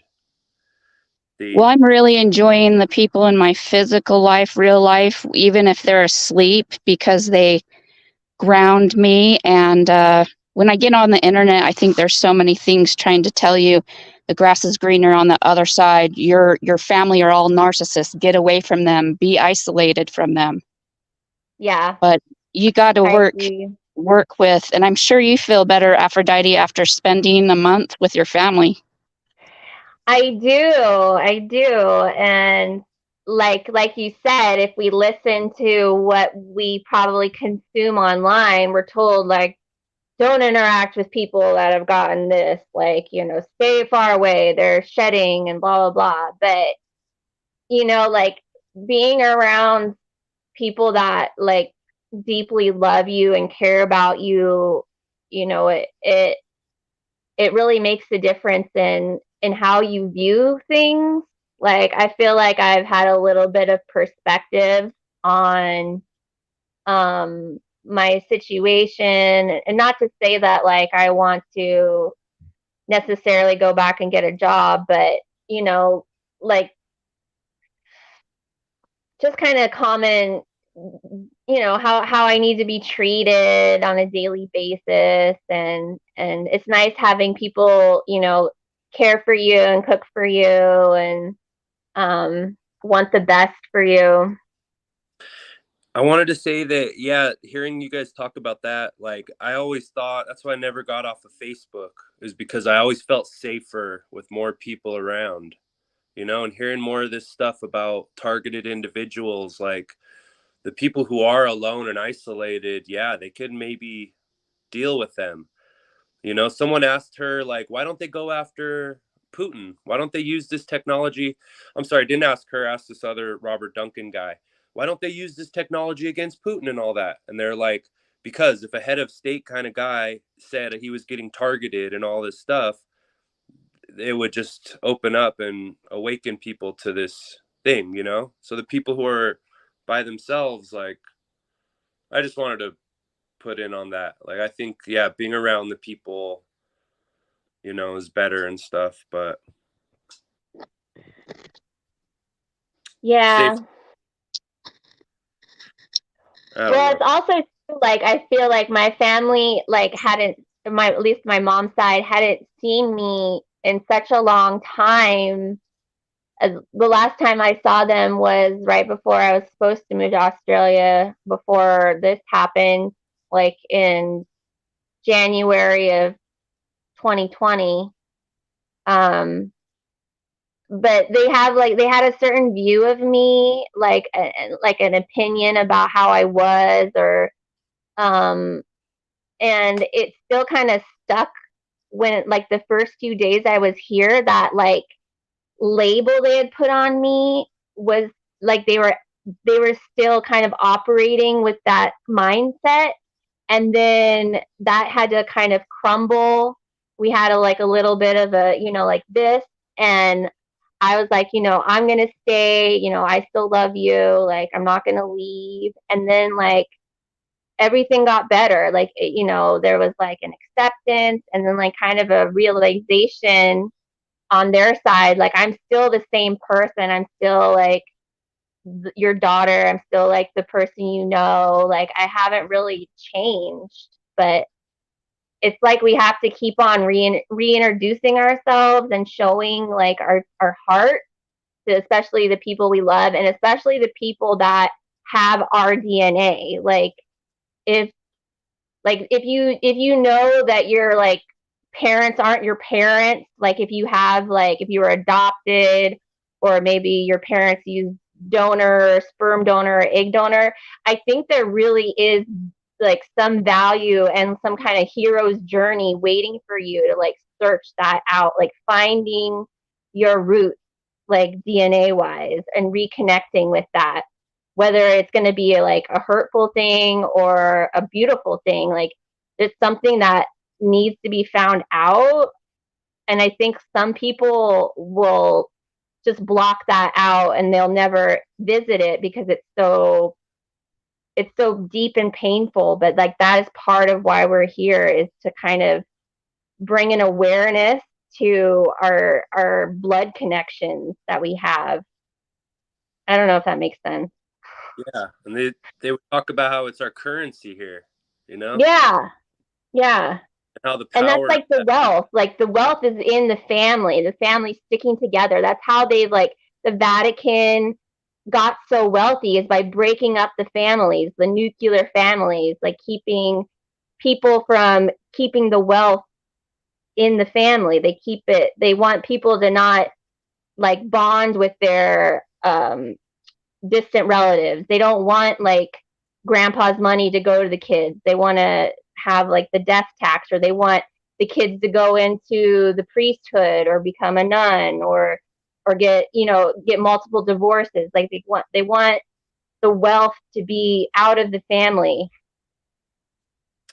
can I say something to that? Like, Um, oh God, just slipped my mind. Like that one thought. Dang, what were you saying that I was gonna say?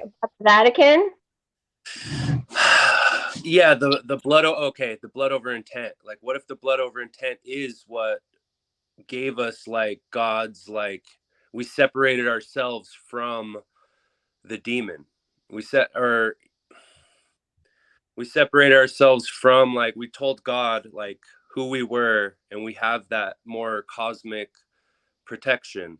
Like I'm saying with the Sabrina Wallace saying that she was cosmically protected from this evil feeding entity, which is technologically doing it to us. And like after hearing kind of what her information is saying, it's kind of showing me like what I'm up against and how people in public and how there are people that just kind of show up, and there's these, and I feel like I'm dealing with demons. Like I've been familiarized with what demons are and what they're how they are complexes, you know. Like I was given this book, told to read this book by, it was called Demons of the Inner World by Alfred Reeby. And it's like a Shambhala book, but it was taken out of print, of course, because it was explaining the uh the Jungian ideas of these demons, which they said like if you don't like the word demon is scary, say complexes, and showing how much we've all been dealing with demons our whole life, and how I've been dealing with demons and been in bed with them since I was a child, and my own complexes. So it just showed me like what they are. But now taking this technological aspect to it, I'm like, I could see that there are people out there, and it's not them, it's just coming through them. I'm dealing Dominic, demons through them, you know. Dominic, Sorry, Robin, what's I going didn't on? mean to kick you out. Dominic, what's going on with that situation with that woman? Is that a woman you're dating and living with? That Be girl? nice, Brian Yeah. O'Shea. Be nice. It's my girlfriend. Yeah. Yeah, girlfriend. Great language. She's not a woman, she's a girl by the way she acts, right? Yeah, I don't know what's going on with that, man. No, you don't know what's going on. And Brian O'Shea, you don't have a girlfriend, so I'd pipe down. No, go ahead. so you're gonna take the side of the nagging public, and we're not going to unpack it and get to the root of an issue. We're just going to overlook it and keep talking about nonsense instead of the real issue here that we just all witnessed. We're all just going to blow it off, act like it didn't happen. This is sensitive stuff. Like, it triggers people. Like, I get that. Yeah. We're talking about real stuff in the world here, and we have a real life situation, and we want to blow it off and go back to fairyland, metaversal, spiritual land, instead of the real core issue of what we're dealing with here. Well, what's the real core issue? How long have you been living with this person? Well, I don't want to get into too much detail, but she's been around me. She's got a good heart. She's a healer. I always think about what you're getting at, but bro, we just all witnessed what just happened. Like, I mean, I don't know what's going on with your drinking, if she has a point with that, like whatever, but I'm not that she can't be coming up on here in a public venue embarrassing you. If you guys got something to talk about, like if she's showing that in public, imagine what goes on behind the scenes, what you deal with. No, we're after this. There's a lot that just hit me. Yeah. So I'm upside down too on the whole thing. So no, Dominic, don't try to act like, oh, this was out of the blue. And I'm not trying to be on you, dude. Like, we're all learning this together. Like, I'm like Aphrodite just said, I'm no expert in this shit. I'm learning day to day. You're living in your car, Brian O'Shea. Like, you can't be talking to people who actually have relationships and live with somebody. It's like, it's not all champagne and roses every day. Yeah, he's got a point too. And I just, at the same time, I don't really know who you are. Maybe you're some fucking weird handler guy who sees my face. I don't know. So I could hear you. I could kind of hear what you're saying. Yeah, I'm right there with you because we're men, and yeah, we Have I seen you on other panels? Do you have like Dominic something or other when you come on panels? No, no A one's name? this is the first time anyone's ever seen me out here. All right. Well, I highly recommend that Aphrodite and Dominic in this conversation. I wish Paul Enslaved. I'm gonna send out the bat signal to Paul Enslaved. He could probably break this down a lot better. But I just see with that woman, dude, it's a classic thing. Like for example, I go to a lot of homes and I help people move and stuff like that. So I see these dynamics in people's homes, dude, where the woman's the boss. And it's a whole thing in society right now where, I got to ask the boss if I could do something. And that's how that woman's treating you with this masculine energy coming at you like that. Like, you know what I mean? In public too. I mean, she's supposed to be your rock. She's supposed to be your supporter. And instead in public, she's demeaning you. And I'm not saying you're right or anything. You chose this person. You clearly have issues. So that's what I'm here to do is sort of unpack it so we all could learn and grow. I'm not here to point you out and call you and try to make you look stupid.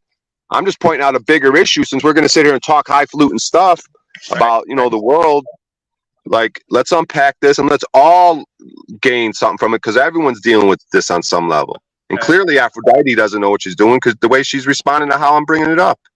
Well, but it's easy for somebody who's not with somebody to come in and poke holes and say, oh, what a nagging as a woman, bee or you should, whatever. as a woman, Aphrodite, I you can should see what that. I can understand as a woman having my boyfriend talking to another girl online that I've never heard about and walking in on that and being like, what the fuck is going on? Like, I get that. I would probably I mean, I don't know. I don't know their situation, but that is understandable.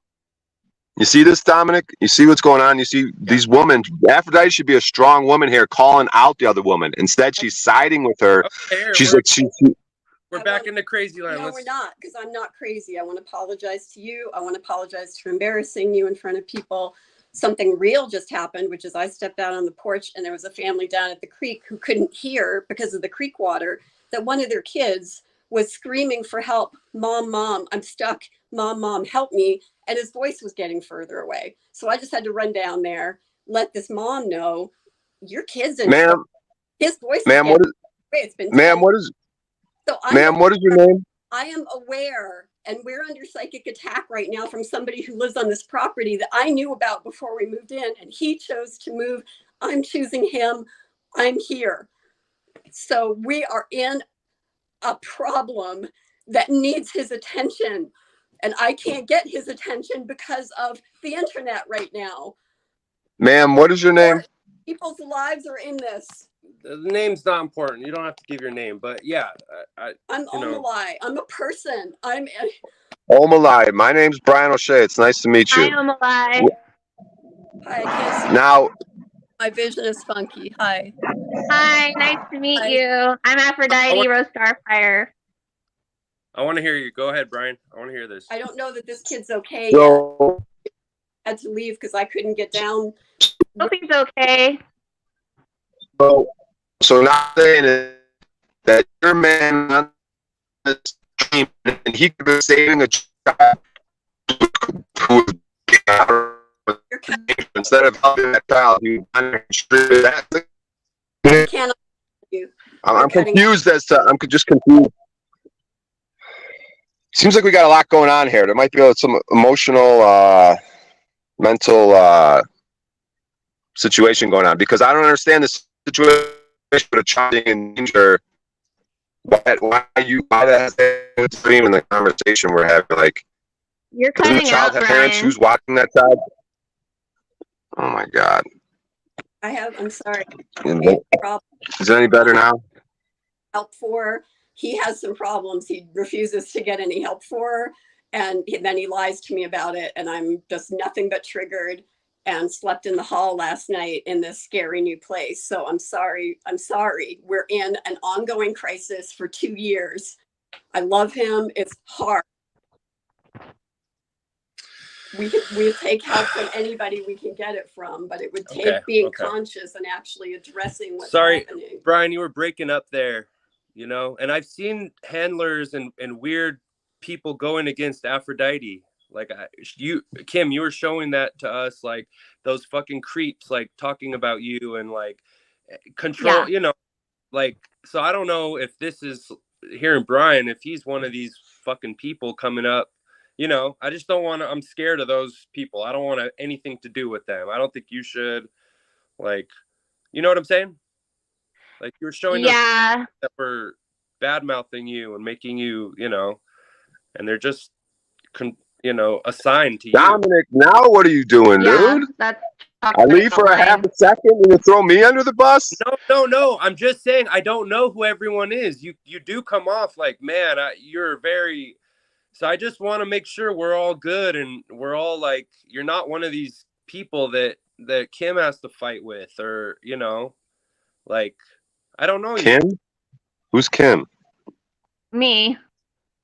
Sorry to use your name. I don't know if you wanted me to. No, that's fine. That's okay. This is male-female relationships that I'm learning about, but even my dumbass can just recognize there's a lot going on to unpack here, and we could, I'm saying, this is the important work. I understand what you're saying. I get it, dude. Me and you could go take a walk and understand, talk with each other and know, but I'm like right under fire, and I get what you're saying. Trust me. And I get what Kim's saying too. I'm trying. I feel like the people around me are good people. Maybe, like, it's just, you're saying, man. I get what you're saying completely. Like, when you're with, she's gonna be happy with that energy, that masculine energy. Let yourself over there. You don't know why you're relapsed on alcohol, which, I don't know what kind of program you have or recovery or alcohol. I think there's something going on there, but relapse is part of the program. The spirit, see, right when Brian's about to talk and it's getting juicy and he's going to speak directly, the spirit and the computer's like, dot, dot, dot, dot, you can't hear. Yeah. Isn't that funny? Like right when he's getting into the juice, that you got broken up and the computer got you all. We couldn't understand you. It's like perfect. He was asking if you're in a program and this is a relapse because they're to be expected. Drinking, I don't. I feel like I left drinking 6 months this year. My dad passed away last year. I was in darkness. Like, I like to go out and dance with the spirit sometimes, but like I've been getting away from that. I don't feel like I have. Alcohol is not my. I have bigger issues to worry about here. And I'm telling you guys, check out Synergy, check out Sabrina Wallace, look at that stuff. Like, I think it's all connected into what we're talking about and where our journey is with all this. I feel like we were connected to a community that all split up. This blood over intent thing, yeah those people split up. Maybe I felt like maybe I was going to bring all these people together. Maybe that was my role. Well, Lilith and Zeus are together right now. Yeah, cool. Yeah. I used to make YouTube videos about all of you guys. I had you in there. I had Joshua Hughes. I had Lilith, Devin Maggi, Braun, like just kind of that whole team. There's only, I feel like 50 of us. There wasn't and that then many, Grim Nasty. Do you remember Grim Nasty? Did you ever follow him? Yeah, he totally disappeared too. He was living out of a bus with his family. But how come he doesn't talk anymore? I don't know. He really got into like the tunes, like not Toontown, like Toontown or Cool World, that movie. But he started talking about how there's the creatures in the, like, you can find faces in rocks and trees, and we're like in this tune. Every tree I see, I could see the faces in them. He kind of showed me the reality of that too, and after I kind of heard with him, I was able to see it all the time. Rocks, up here in Sedona, I could just see them all looking at me, like beautiful faces. I used to think it was just when I was under the tools and, psychedelic stuff, but I could see him all the time looking at us, he would talk about the overlay of the Matrix, the intelligent overlay, and that was always interesting. But maybe we're all together. Yeah, there's something to like making your own universe and like, I don't know, like making stuff out of clay, out of the earth, and using like water that you bless to make, I mean, like the bad people will call him like Gollum, but like Christ did it in the Gospel of Thomas, which is like a gospel that was taken out of the Bible. But when Jesus was an adolescent, he would make birds out of the clay by the river. And then like one of the Pharisees came up to Joseph and said, hey, you gotta like tell your son, stop messing around and making these clay birds. And Joseph and the Pharisee went up to Jesus, and Joseph said, you have to stop this. And then Jesus said, okay. And he said, like, be free. And all of the birds that were clay, like, flew away. Like, they became life. And, like, we're supposed to be, like, making our own creations and, like, breathing life into the creation.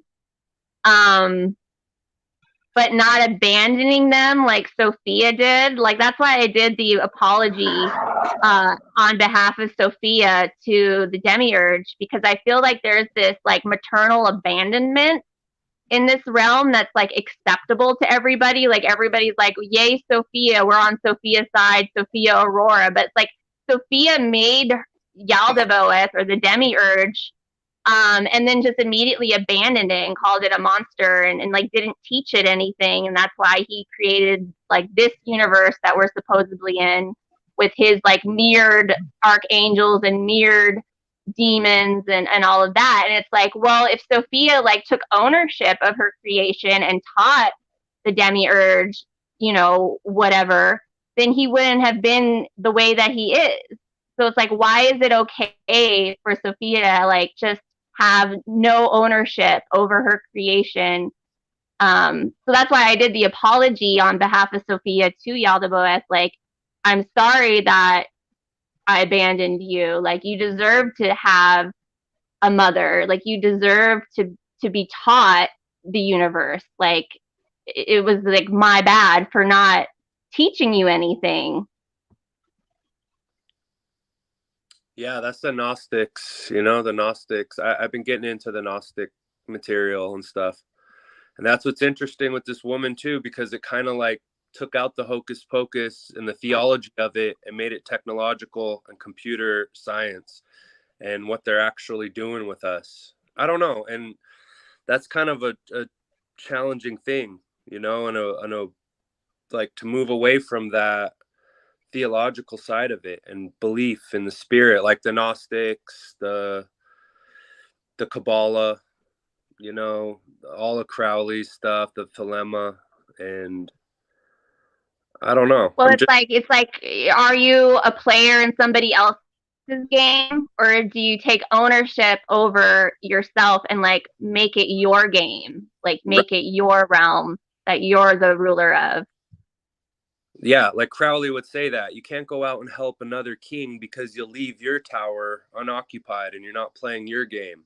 So you have to like play your game. And in my Matrix, I've seen some just straight magical stuff, and I'm sure you have. Like, you're thinking things, like I could hear it on the radio all the time. The light is talking to me. Now I'll just like divination with it and just scan the channel, and I'll think of something and it'll just talk to me and be like, yep, this, and it's just talking to me, you know, like it's so magical and intertwined. Like, I don't know. Am I missing something over here? How do we keep drifting off into fairyland instead of dealing with real life issues that presented themselves on the stream today? This is what we deal with in our families. This is a microcosm of the macrocosm of the bigger issue with families. Like, we all just deny. This is like, we have shit going on at home and we all just like talk all this nonsense instead of dealing directly with the issues right in our face. Well, how do you deal with it, Brian O'Shea? You just cut everybody off so you're by yourself in a car, like in some parking lot? Like, is that your way of dealing with it? Is just cutting everybody off that like doesn't fit your, you know, type of a perfect woman or a perfect relationship? Is that you just rather be by yourself like some hermit? I don't understand why attacking me when there's clearly, you should be a strong woman helping this situation that this boy and this girl are dealing with over here in their boyfriend girlfriend relationship. You know, it's not a man and a woman. We're looking at a boy and a girl here putting their stuff out on public. And then you want to talk about highfalutin fairy tale, metaphysical, spiritual shit. But then we clearly have his life, their relationship and their home life is not working. Let's Yeah, but address what do you that mean? issue since past. You don't know any other history but that besides what you just saw. And I'm sure I could find some shit right in front of in your life that I could be like, whoa, dude, you're doing this, and it's easy to get judged, you know? well, So, yours is on public right now, and this is the male female dynamics, and this is why public, I wish a strong female would come up like 20 and people. Like There's what 20 people here. what do you think about the stuff I'm talking about with this lady Sabrina Wallace and all this technological, you know? Can I say something? well, why does any of that matter if you can't I even be a man in your own household? If you can't even be a man in your own home, Judgment. what does talking about all that even matter? You just got let into a fight on the Can I public, say so something? I would love to see you fight with a woman, There's such and a then I'll lack- judge you. There's such a lack of clarity that coming back here from the creek, I doused whether I ask this man to come and help me maybe save his child's life. And it's clear to me that can't happen this morning because of the state he's in. You know, I can't ask him to come down. Why does that child need to be saved? Where's that child's parents and caregivers? It's Why an does Dominic need to save that child? Airbnb, I could hear the child screaming because I'm up on a hill on the porch. They couldn't hear their own child because they're at the water roaring in their ears. So I ran down there as fast as I could as his voice got further away and said, "Your kid's in trouble." "What? Your child is in trouble." Look, I come back here. I'm like, "Beloveds, can I ask Dominic to come help me if the case this is an emergency?" "Yeah, no, not today. No, he's not available." Yeah, I for happen to be. anything real life, anything actually real. So what's the update on the child? Did the child survive? Is the child okay? Yeah. I don't hear parents screaming, so I'm assuming things are okay. If he drowned, there would be screaming. That's what I have to go with. Man, Brian, you sound like Stinky Cash. You're not Stinky Cash, are you? I don't know who that is. It's a channel. He's a flat earther kind of guy. His name goes by Stinky Cash. You sound like that guy. You sound familiar to me, you know? So I'm sorry, this is a new world to me. I thought that he and Aphrodite were in a private Zoom conversation. we have other people. I've Yeah. never done any of this. I'm only on private Zoom. Can I groups with, have like, some privacy? And I need to talk with these angels guys. and Please, dolphins. please. This is really important. I need you to. No, keep her around. Yeah, They're having a couples counseling right now. Okay, fine. But yeah. It's okay. I work every day to respect him and his process as much as possible. I'm a faster hummingbird person. I get impatient. I get enraged, and I'm not proud of it. I have PTSD history. He won't help me when I'm triggered. It's really super hard. I'm sorry, everybody. I didn't know it was a public forum. Are you paying the bills in that home, ma'am? Thank you. Yeah, Thank you for sharing. Man who fucking has to pay the bills. Yes. I fucking work my ass off like a fucking, you know, so yeah. Kind of upsets me calling me a boy, you know? It's like, dude, easy with the judgments. Like, you don't know, you're kind of sidetracking from like what we're really getting after, you know? Not fairy tale bullshit. Like, we're talking about some heavy shit. Which I haven't heard you say anything about. Like, you're not talking about any of it with us. But this is the point. If we can't even understand male female dynamics and have peace in our own home, how are we gonna break down bigger issues and sort of pontificate on the bigger state of the world if we can't even handle our own home life? I understand that. I understand to me, dude, every man and woman has the same fight. We're doing the same fighting. We're getting into our talking out loud, you know, putting our physical voice out there to talk. And we fucking are just like magnetic and electric current. It's an electric current. It's an electric universe. We're the electric current. They're the magnetism. We're going the opposite ways. Like, I think your girlfriend did an awesome job of like owning what just happened, and she apologized and she said she didn't realize it was public, and you know, it's not like she's acting like she's higher than, you know, like she did she owned it. So, Brian, it's really easy to like pick apart people's relationships, but when you're in one, I doubt that you would be throwing so many stones. Like, you want people to be by themselves, and it's like a daily thing, like working with another person that's the opposite sex in a relationship. Like, it's Yeah. But I do hear you, Brian. Like, dude, after I get off this call, like, yeah, I'm going to be like upset with a lot of shit, But at the same time, I have to trust that people are around me and she is full of love and she has helped me come to understand things. And I have to go off of that and see the fruit of all that, Like, I have to I think trust. there's big push that people want people to throw people away, like people are disposable, and it's not like that. You can't just throw people away the moment they cross a line or whatever. Like, people mess up, people get triggered, like, it happens. We have to be way more understanding with each other, and like, in your heart if somebody's a good person and they're just kind of in a triggered moment versus somebody that in your heart is kind of just bad news.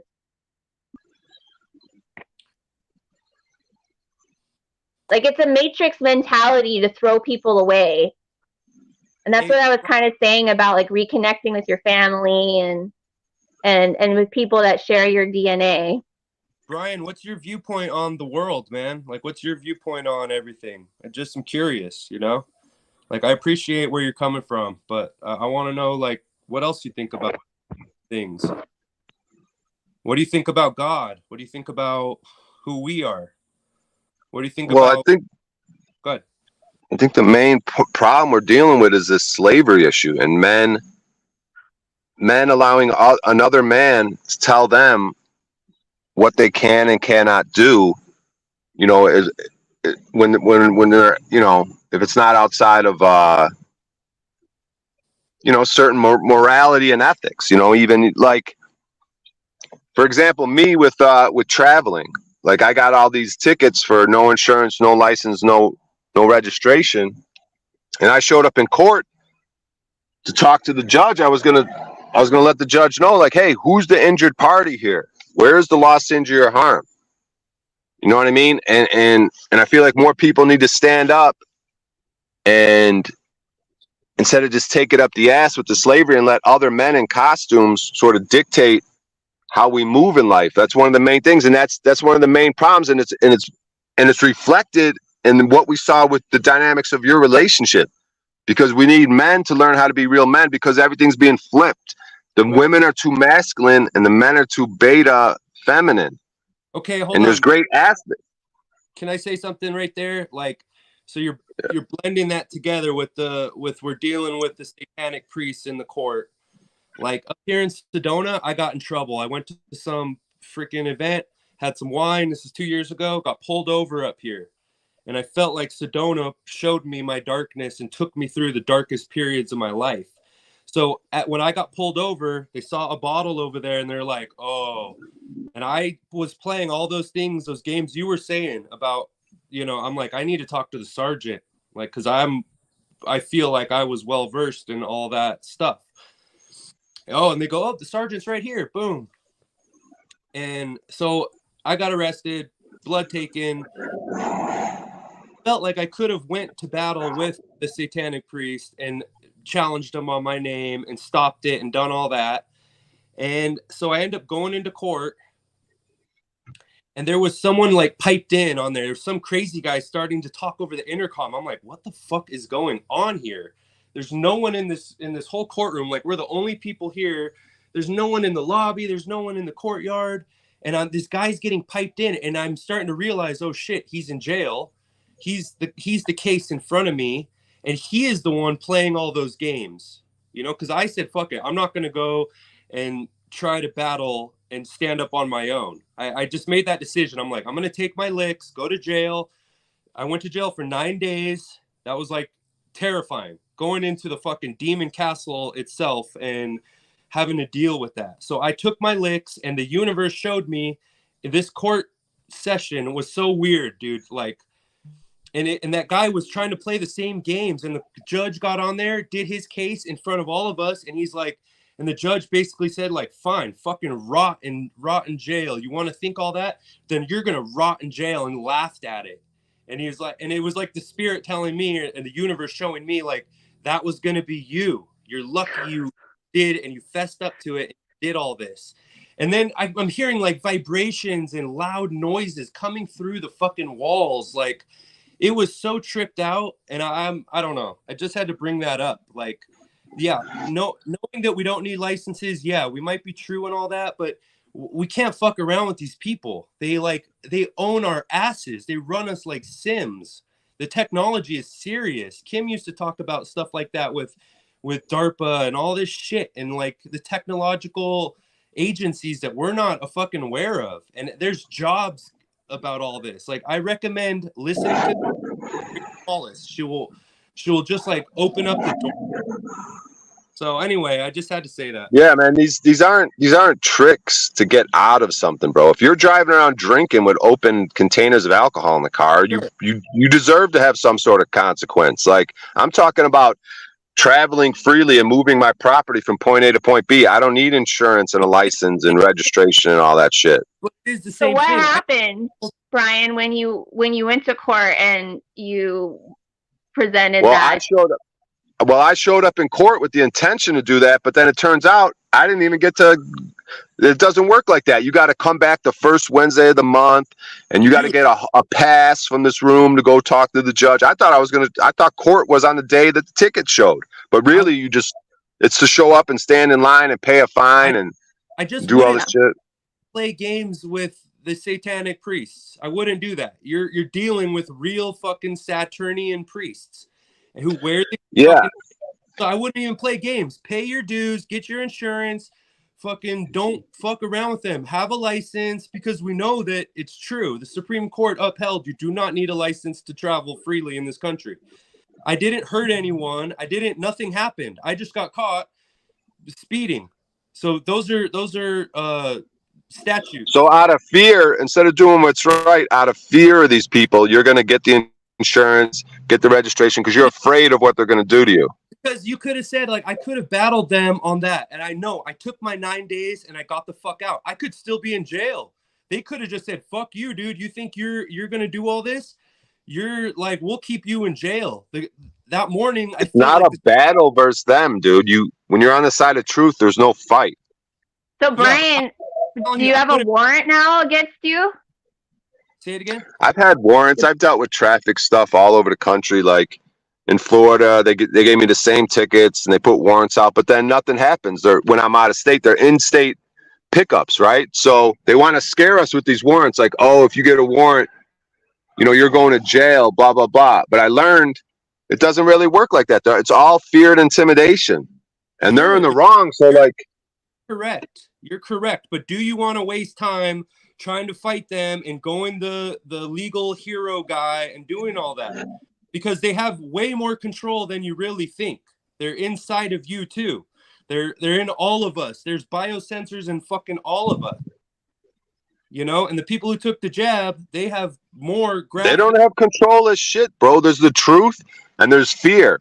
You're living in a fear space, worried about either death or being physically harmed. But all these spiritual people always tell me that, oh, you're just dealing with fear. I'm like, fuck, I ain't fucking dealing with fear. I'm dealing with reality, what's really going on. Like, this type of shit will fucking cause people so much trauma when they understand the truth of what's going on. Like, what do you think is the truth? Yeah, you think the truth is about our laws and all that. But the truth is they're using us as the Sims. They're putting on fucking private corporations. It's up for grabs now. And it's not abating. It's getting worse. Like, it's way deeper than just this legal shit. What does it cost to play the game and get your license, get your insurance, so you don't have to go to jail? Have you ever been to jail? It ain't a fucking good place at all. Like, it's the worst. It might be the greatest place for you because you're going to learn how to be a man, dude. You never know what in jail. Like, no, dude. You're clearly not learning how to be a man outside of it. You're telling me, oh yeah, get my insurance. Just be afraid of them. I'm going to have my girl fucking yell at me live in public and be embarrassed and fucking relapse on my alcohol. Like, dude, what the fuck are you doing, dude? I've got a kid. Like, Just real life update. I went down to the creek. I had a fall. I'm hurt. And that family that is at this Airbnb, it's not their kid. So there's 2 other retreat centers down the creek. So I was hearing somebody else's kid whose family, we don't even know who they are, where they are, screaming for help for 10 minutes. So I'm hoping everything's okay. Okay. Yeah. And I'm hurt. Yeah. I'm not getting on you. I'm just talking about this stuff, man. So please don't take it personal, and please don't get so personal. Like, I feel like we are talking about heavy things. Like, I don't know. Brian O'Shea, you have some issues with the drink too. So last time you I know talked so to much you, you were about me, talking about Aphrodite. your No, I don't. tequila I don't chaser. drink. I don't currently drink. And neither do I. You drunk last night, Dominic. Beers last night, but before that it was weeks, and before that it was weeks, and so Yeah, fuck it. I'm just saying that. She's yelling. She said 5 days. But that's God. talking about understanding men and women, dude. I've taught men about their women for so long. Like, I've taught them who these women really are. I do think they are sacred people, sacred. They're the daughters of the goddess themselves, to understand who they really are. Like Mark Braun used to say, you just bow your head, take the fucking trash out, and be kind to all the women. Like, and the goddess herself, I feel like there is a goddess spirit that does watch over all of us and sees all that. So I do feel some allegiance to, and I always, as hard as it is, she's getting at my triggers. She's trying to trigger me so I can help understand myself. It's not really her. It's what she's saying to me about these things that I'm awakening to it. I'm not a full person because you have the demonic viewpoint that all women are goddess of the goddess, which is not actually a worshipful attitude. Please, I need to finish this. We don't actually worship the sacred feminine through women. This is like being in hell. This whole thing is like fucking. We are in hell. Like, yeah. Dominic, why are you being a bitch, dude? You're being a bitch to the cops. You can't stand up. You can't even be a man in your own home. All right. Why are you being a bitch? Brian. I'm trying to trigger right now. I'm trying to trigger right now. Let's see. Then go. I got a Working. ticket in LA and they added it. It was not written correctly. I tried to call like the ticket number and it hadn't been registered yet for like months. And then I get my mail saying, I'm delinquent, I'm paying the ticket. And they put it onto my registration fees for the vehicle to get my like tag. So now it's like I have to, like, I don't even know if I can still contest it because now it's like months old. But they added all of that money to my registration fees. It's like $500. And it's like totally not fair. I don't know if I can contest it, but now they make it so they can just add your ticket to your registration fee, so you are forced to pay it to keep your registration valid. It's like in the Bible where it says, just pay Caesar what he's fucking owed and get on with your shit. So if you want to go fight, go fucking fight with them, dude. I don't give a fuck. You'll be in jail. Have fucking fun dealing with the fucking Saturnian priest, which you think that's hocus pocus bullshit. Like, yeah, but you're going to have to, this is all a spiritual test, dude. You're afraid of your physical body. You're afraid of death and physical harm. But this whole world, this simulation that we talk about, it's a spiritual test. So when we go through these things and you stick to what's true and you say, hey, I'm not going to get the insurance and the license and the registration. I'm going to stand for what's true and be a free man and deal with the consequences as they come up. And you'd be surprised when you go with the flow and you're in tune and you're in line with truth. You'd be surprised how things work out in your favor, even though you have all this fear that something could happen to you. But sometimes going with the flow is paying the thing and moving on. Sometimes that is part of going with the flow. Like when I had like disavowed working and all that, and then Subi Bird kicked me out of her house in Eugene, Oregon, and I had to get a job. Like I had to repay my registration and all of the stuff on my car that I hadn't paid for like 3 years, and it was like close to $5,000. So, and then you have to keep up all the licenses and stuff to be able to work. Like you can't have bench warrants and all kinds of crap and expect to get hired on some kind of job where they're going to do a background check on you. So like there are hoops that you have to jump through, and sometimes that is part of going with the flow. And I feel like maybe this is, yeah, I agree with that. But I feel like, dealing with this stuff, this might be a distraction because they want us to be locked away. They want us to even go further into this shit. And it might be a distraction. All I'm saying is maybe we just like play the game so we can get into the bigger things about protecting ourselves from frequency, protecting ourselves from like targeting shit. Like I'm saying about Bird Box, like they might turn all this shit on and we don't know what's going on. We're freaked out. Like if you're a targeted individual, you might be fucking freaked out and you got no one to talk to. Yeah, but Dominic, why are you acting like a bitch and saying that you're going to let another man dictate what you can and not do when it's the truth? If you know the truth in your heart, why are you going to be a bitch and let another man tell you what you can and cannot do as a free man under God, under universal law? Because we're in a farm. You think that there's actual people and there's laws and we're actually free. Guess what? We're not fucking free. We're in prison. We're in hell. They're fucking controlling us like beyond what. Yeah, that's how a slave talks. You say you're not free. But you could you could stand on your own square and say, no, I'll be a free man. I don't give a fuck what the rest of the world does and accept the consequences. What he's due, and I will be free and sovereign in my spirit. God, like on the physical avatar Dominic is gonna have to fucking play these stupid games so they don't get. I'd rather be comfortable and not be in prison. You don't embody the spirit of a true masculine. That's why I say you're a bitch, because you can't even handle your own household. Ryan. More with I my disagree. I'm connected more with both sides. I'm whole and complete. You might just be more into your masculine. I'm so I do have more of those feminine qualities because I've dealt with that side of myself and it is inside of me. Like Joshua Hughes used to say about, hey, actually men are fucking women on the inside and women are men on the inside. And every time I tell someone that, they do resonate with that. They're like, oh shit. Like, yeah, I see women and they are more like men. Like you just saw my girl here come in here and act more like a fucking man than me because they are on the inside. So what do you? Because you're being a bitch, and she has to, because all men are bitches, and things are getting inverted because the women have to step up. When's the last time you were in a relationship, Brian? Oh, like, please, like, so. Brian O'Shea, when was the last time you were in a relationship?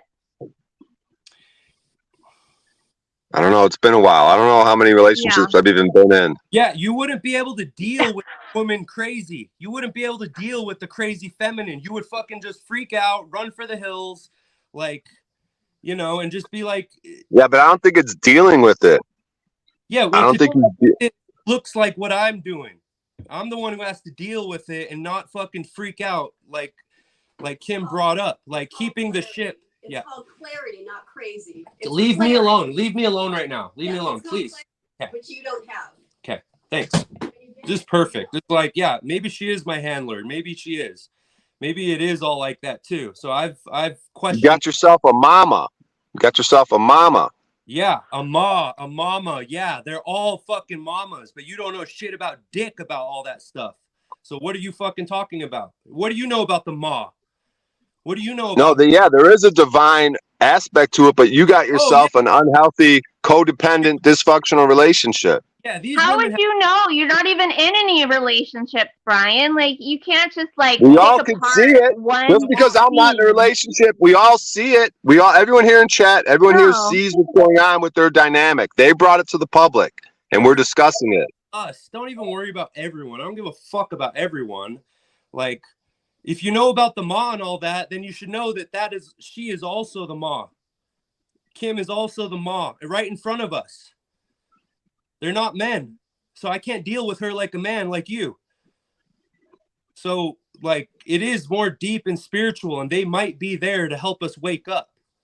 So that's all on the but she doesn't respect you. That woman doesn't respect you for not being a man and stepping up. You're being a bitch, and that's why that woman don't respect you. What would be stepping up? Like being violent, or like I think it's way more masculine to be a rock and stay and deal with the storm than to run away and be a child or to lash out or you know, Yes. like,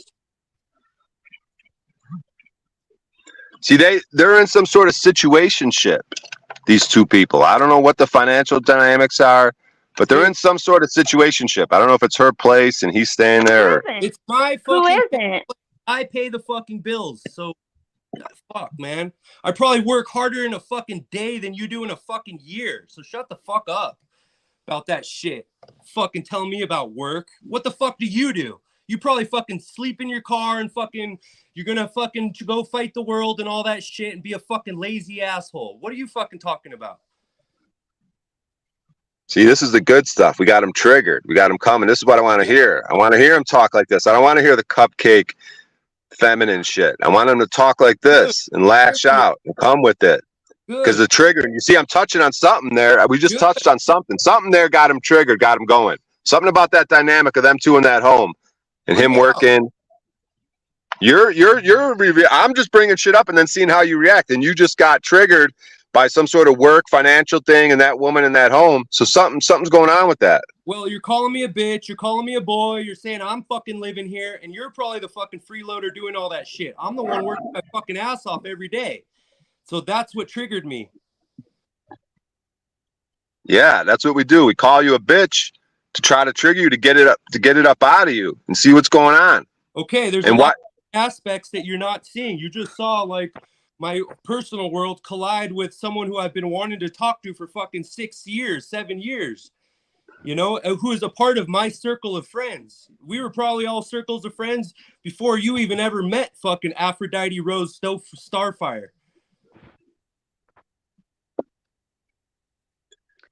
Yeah, there's so much history that, like, with the blood over intent people that, like, awakened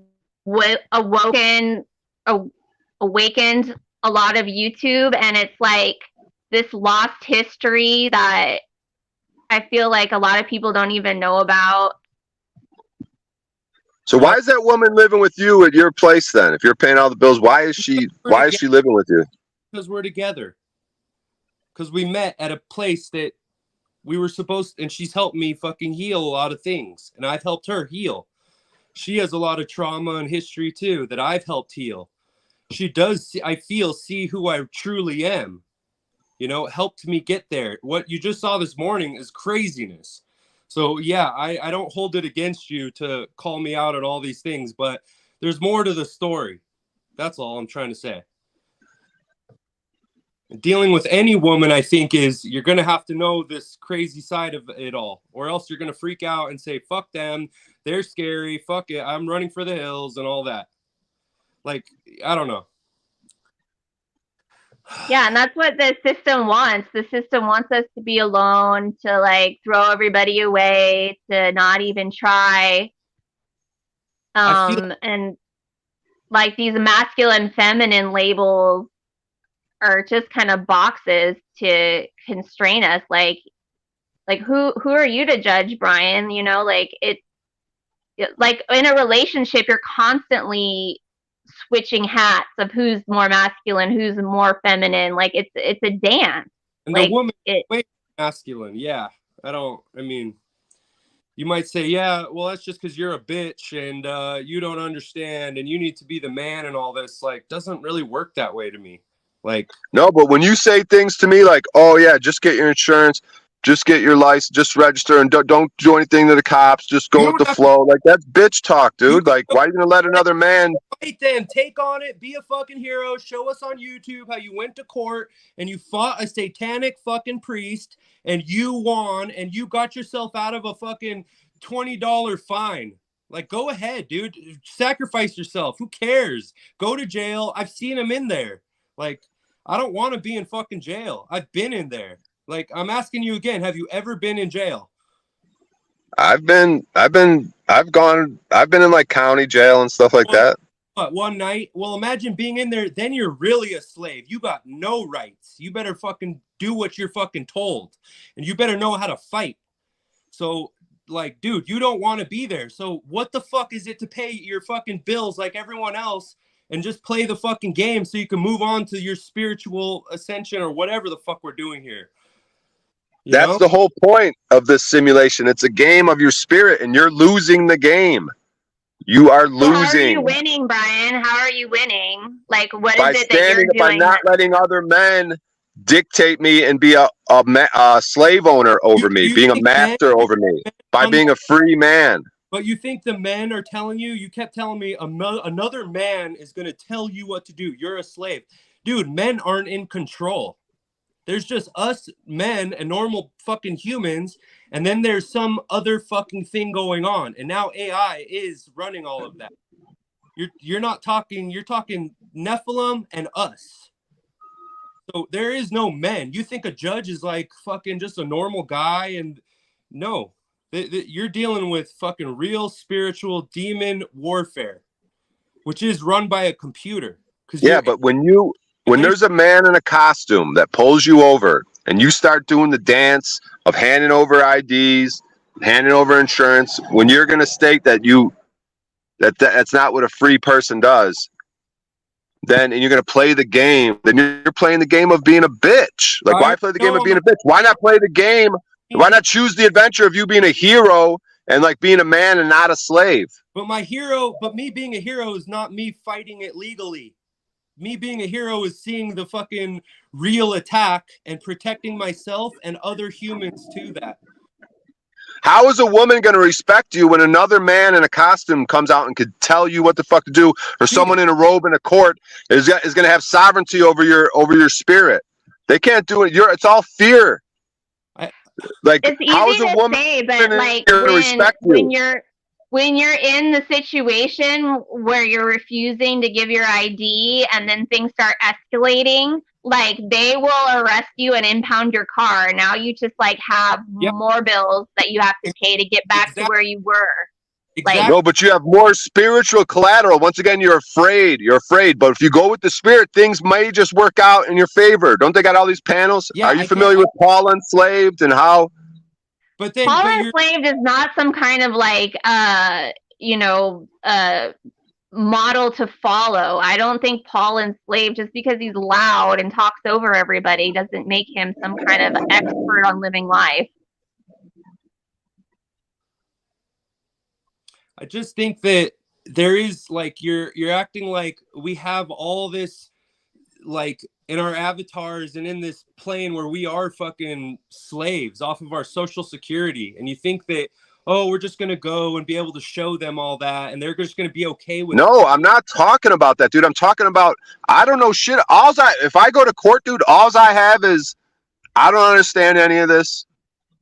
And it starts with the conviction in your heart, like just knowing this shit is just wrong. When they do this shit, and there's no loss, injury, or harm. There's no injured party. That's all I have. That's all I had when I showed up in court. That's all I was gonna do was tell them there's no injured party. I don't understand any of this. Same with my DUI. This is just wrong under God, under universal law.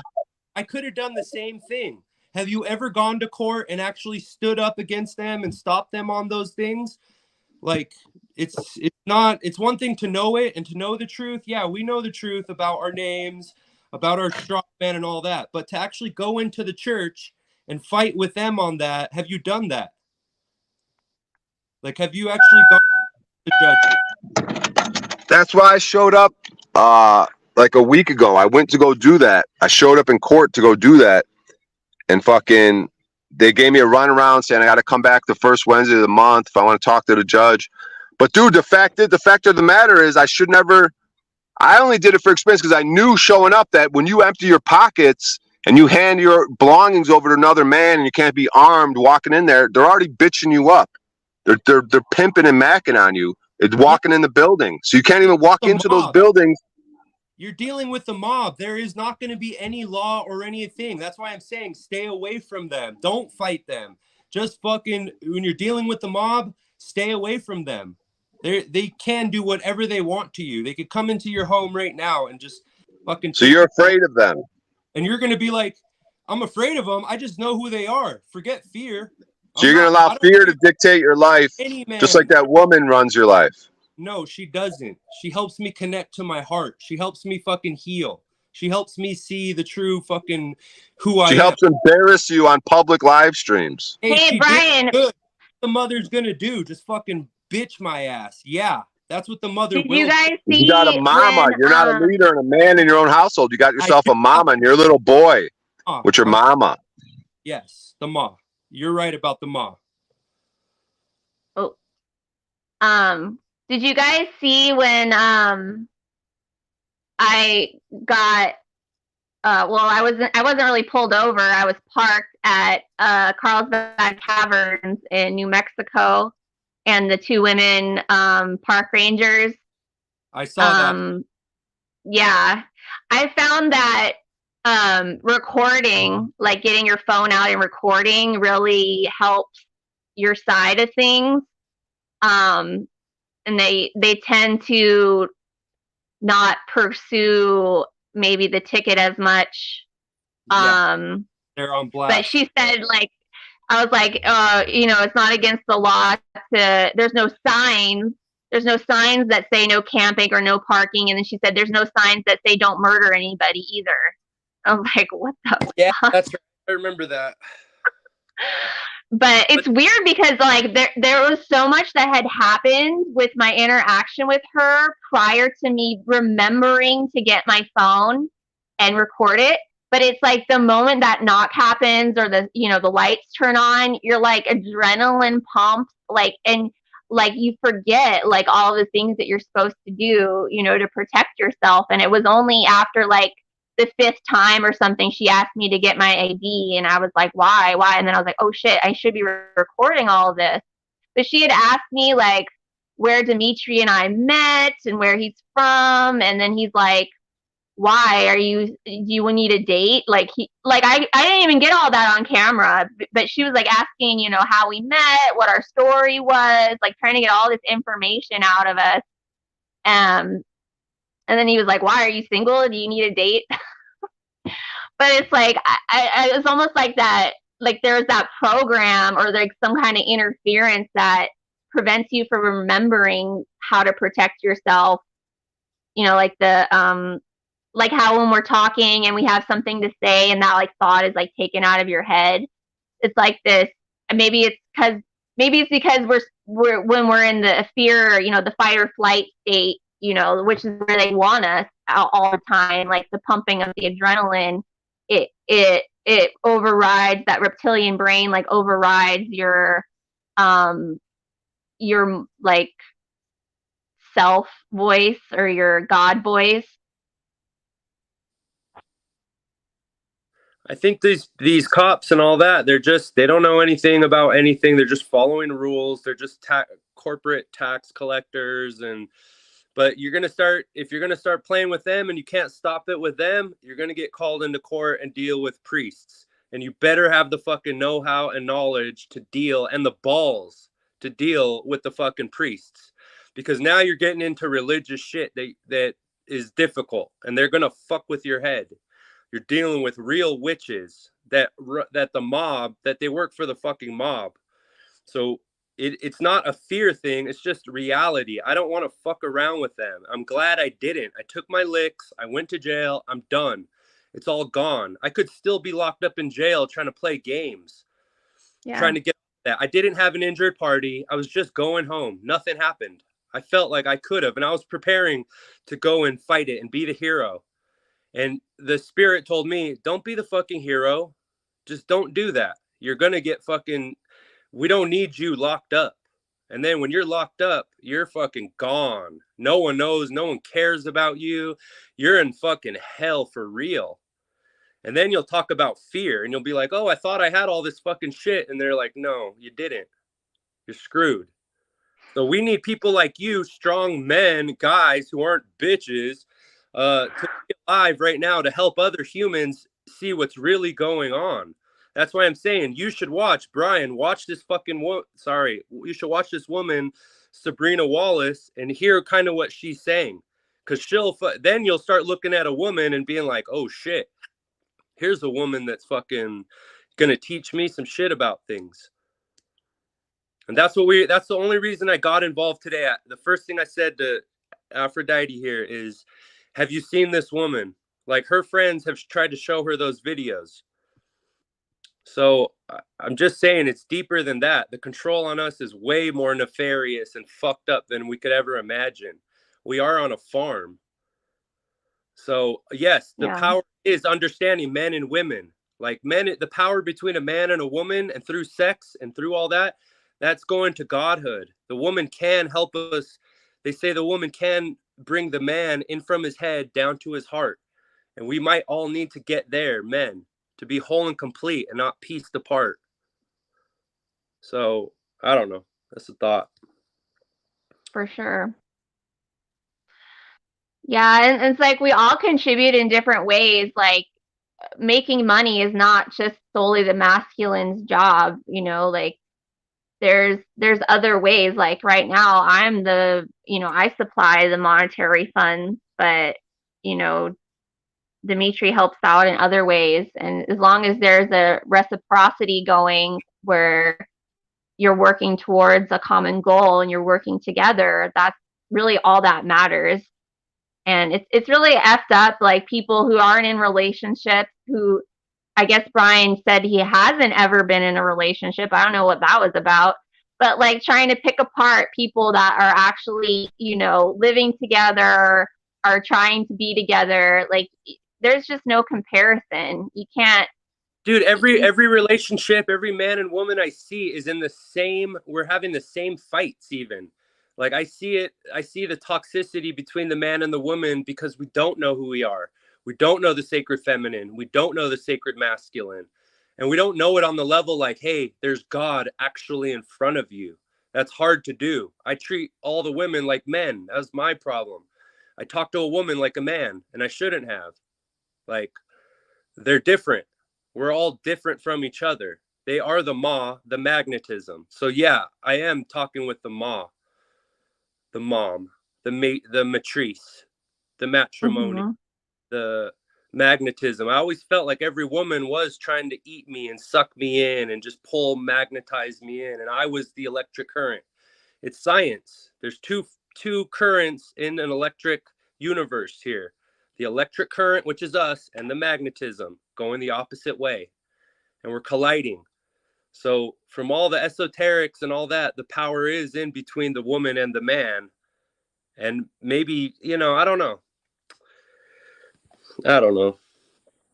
Yeah, it is like, I think one of the biggest goals of the technocratic system is to divide the man and the woman, and also like the division inside yourself of the masculine and the feminine. Because when the two merge, when the two, like, we create a dynamo, and it's like a super being that is, unbeatable, and they can't have that. So there's like every attempt to drive a wedge that it's the Mars, or men are from Mars, women are from Venus, like to keep it more in the Mars where there's a fight. There's always, it's an antagonistic. It's like us against them, as opposed to we're together, as a force Yes. against Like the world. come together in that sexual thing, they become that Elohim, the four arms and the four legs, like Samuel Anwar's books talking about that union, and we become that terrible Elohim. We become that. And it's like the book of Nos, the book of resurrection by Miguel Serrano. Devin Maggi used to talk about that book, and that book talks about, the woman having to, they need the man to save the woman. Like the man needs to get through all this and burn through all his demons so that he can help the woman and save her. And the woman is after salvation through the man. They're trying to find us to help save themselves. Like when I was under Mm-hmm. schools and stuff, I have seen women, like my ex-girlfriend, I saw her eyes all blacked out. I saw her as a demon. I was like, fuck. I always remembered that. And I've been told by spiritual people, like, yeah, like you're going to have to burn that out of her too. Once you get that light, once you have crossed over and know who you are, I just think, yeah, Brian does have a point, or whatever, that we don't know each other. We do need to we do need to figure that out. And I'm the one who's like having the patience to be like, no, it's not what I just see. Like, she's triggering me to help me see things. Like, he was triggering me to help pull things out. But it's about, we might be in the Truman Show, like Joshua Hughes used to say, there's no one else here but us. It's just us. We're the same consciousness, dude. Like, if you think there's other people here, you're fucking wrong. That's what Ramana Maharshi in the East and the Hindus used to say. Like, there are no others. Ramana Maharshi said that. You know, it's just you here. It really is the Truman Show. And maybe we are all awake souls that have somehow, we're players in the game. We're not NPCs. You know, we're not, and the world is a lot smaller than we think. We think there's all these people, but it only seems like there's only like a handful of it, or hundreds or thousands. Like, there's not that many awake people that are, I don't know. Yeah. So, like, what is this Sabrina chick's like goal? Like, what is she saying? I mean, obviously protect your auric field, like maybe like reduce toxic diet, I would think, maybe. But like, what does she think we're supposed to be doing? Like, are we supposed to be fighting this She's just nanotechnology, or she's trying to bring awareness to our body part. She's like, this is your body part that they don't want to talk about. They always wanted to. And then she's kind of got me thinking that all those esoteric and occultists, they were just also there to distract us from that. And that the whole psychology science is a pseudoscience. And it was just to get us so that we don't really see that they're actually in our biofield, technologically, like factually. And they've been putting in biosensors into us through everything, and we can't get rid of them. In real time, they can see what we're thinking. In real time, they can do all this. And sure, it might all just be fear, and I'm like, you know, it's just tricky. Like, it could all be fear, and it could just be my fear program that's now, this is what's being presented to me. But I don't know. It's just as factual as all the stuff with the license and all that stuff. Like, this is documented. She's going through the documents. She's showing you exactly what's going on. And they just twist it a little bit by going, oh, it's all for your health. We're doing this biosensor. We want to be able to see inside for health reasons. But the military's using it. They're selling it to corporations. There are fucking hacker nerd people, psychopaths, who are putting on headsets and taking us over. And then, I don't know, it's like she wants us to understand that body part that we have to help protect ourselves from these attacks. You know, because here we are, Brian thinks that we don't, that maybe doesn't exist, and that we're all just free people and we need to stand up for our sovereignty, and all that sovereignty stuff is going to land you in fucking jail. That's like maybe a trap that they wanted us truthers to pick up so that we can try to fight them, and they're just gonna go, you fucking idiot, you're going to fucking jail. Like, you're not gonna win on that front, I don't think. So I don't even want to fight with them. Like, there's a bigger war and fight that we need to be around out of jail for. Sometimes my like thought process goes to like, you know, how much is this truther thing a psyop of the channel, the Tree of Knowledge. Sonia kind of touched on it on one of her last videos, of this push to get rid of all of your belongings, to kind of move into like a tiny house or a shoebox or an RV. And like, how much of this, you know, rejecting the material world is just to like get us to have no wealth, or like to make it so that we have nothing, you know. Like, what if, you know, I hadn't awakened spiritually and kept making lots of money and progressing in my career? Like, maybe I would have bought a big house, like maybe I could have bought some land. But it's like, I will bounce back and forth, like maybe this whole you know, spiritual awakening thing is the psyop to make it so that I didn't become more influential, or I didn't become more wealthy, or amass, wealth. But then it's like, I know for sure that if I had stayed in that mode, I wasn't happy, and it wasn't making me happy. And I knew that there was this huge falsehood in the medical system.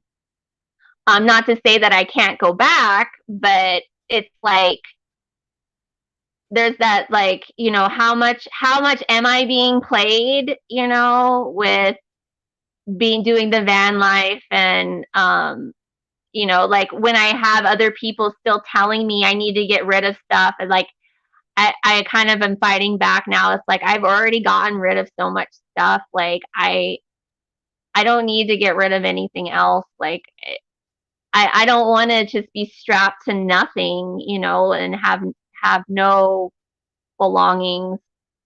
And it kind of, to me, it gets back to what you were saying about isolating ourselves. Like, I think it's good that you do stay close with your family, and like, how many of us could be looked at as crazy and separate from our family because they don't see the right.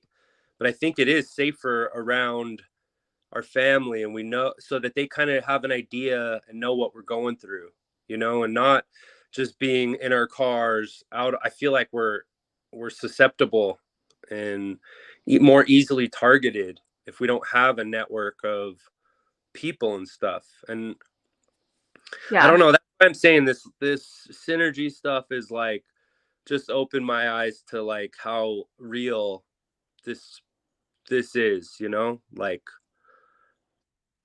on the factual side, not on the spiritual side, like the demiurge and all, like, no, they're actually controlling our thoughts. We've always known that our thoughts weren't ours, but we didn't know how technological it actually might be. They're talking, she is getting into the fourth dimension and the soul harvest, and I just think you, Kim, would find her very, I think you just, I think you would resonate with some of the stuff she's saying, and I think people like you and I can handle that sort of fear or knowledge. We can handle, or we're not going to get all traumatic and be like, or dismiss it. We're going to be like, we can handle this.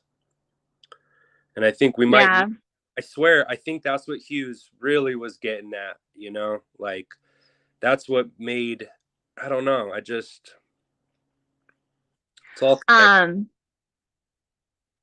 yeah, I think, like, we definitely have to be very attuned and aware to, like, when we experience love or when we experience connection, like, knowing that's the real thing, and to fight for that. Like, when Robin chimed in and she was talking about the solar guy who came to install solar, and they just ended up chatting and having this connection, and him inviting her to an event, and really vibing. And then later, these thoughts, after he left, these thoughts came in, and like, oh, that's weird. Like, oh, sketch, like, don't go. Like, that is the overlay. That is the guy with the headset coming in and telling you, like, no, don't trust those initial feelings of that vibe that you had. Like, that was, something was weird. That was wrong. Like, that doubt.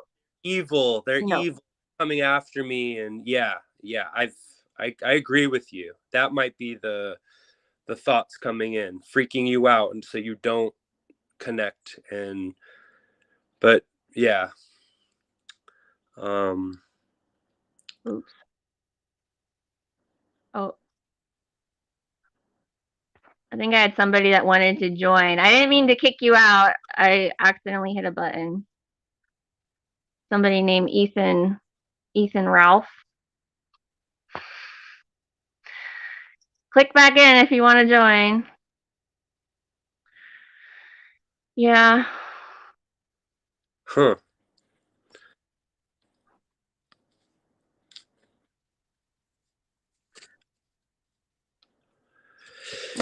Yeah, Oh, I don't know.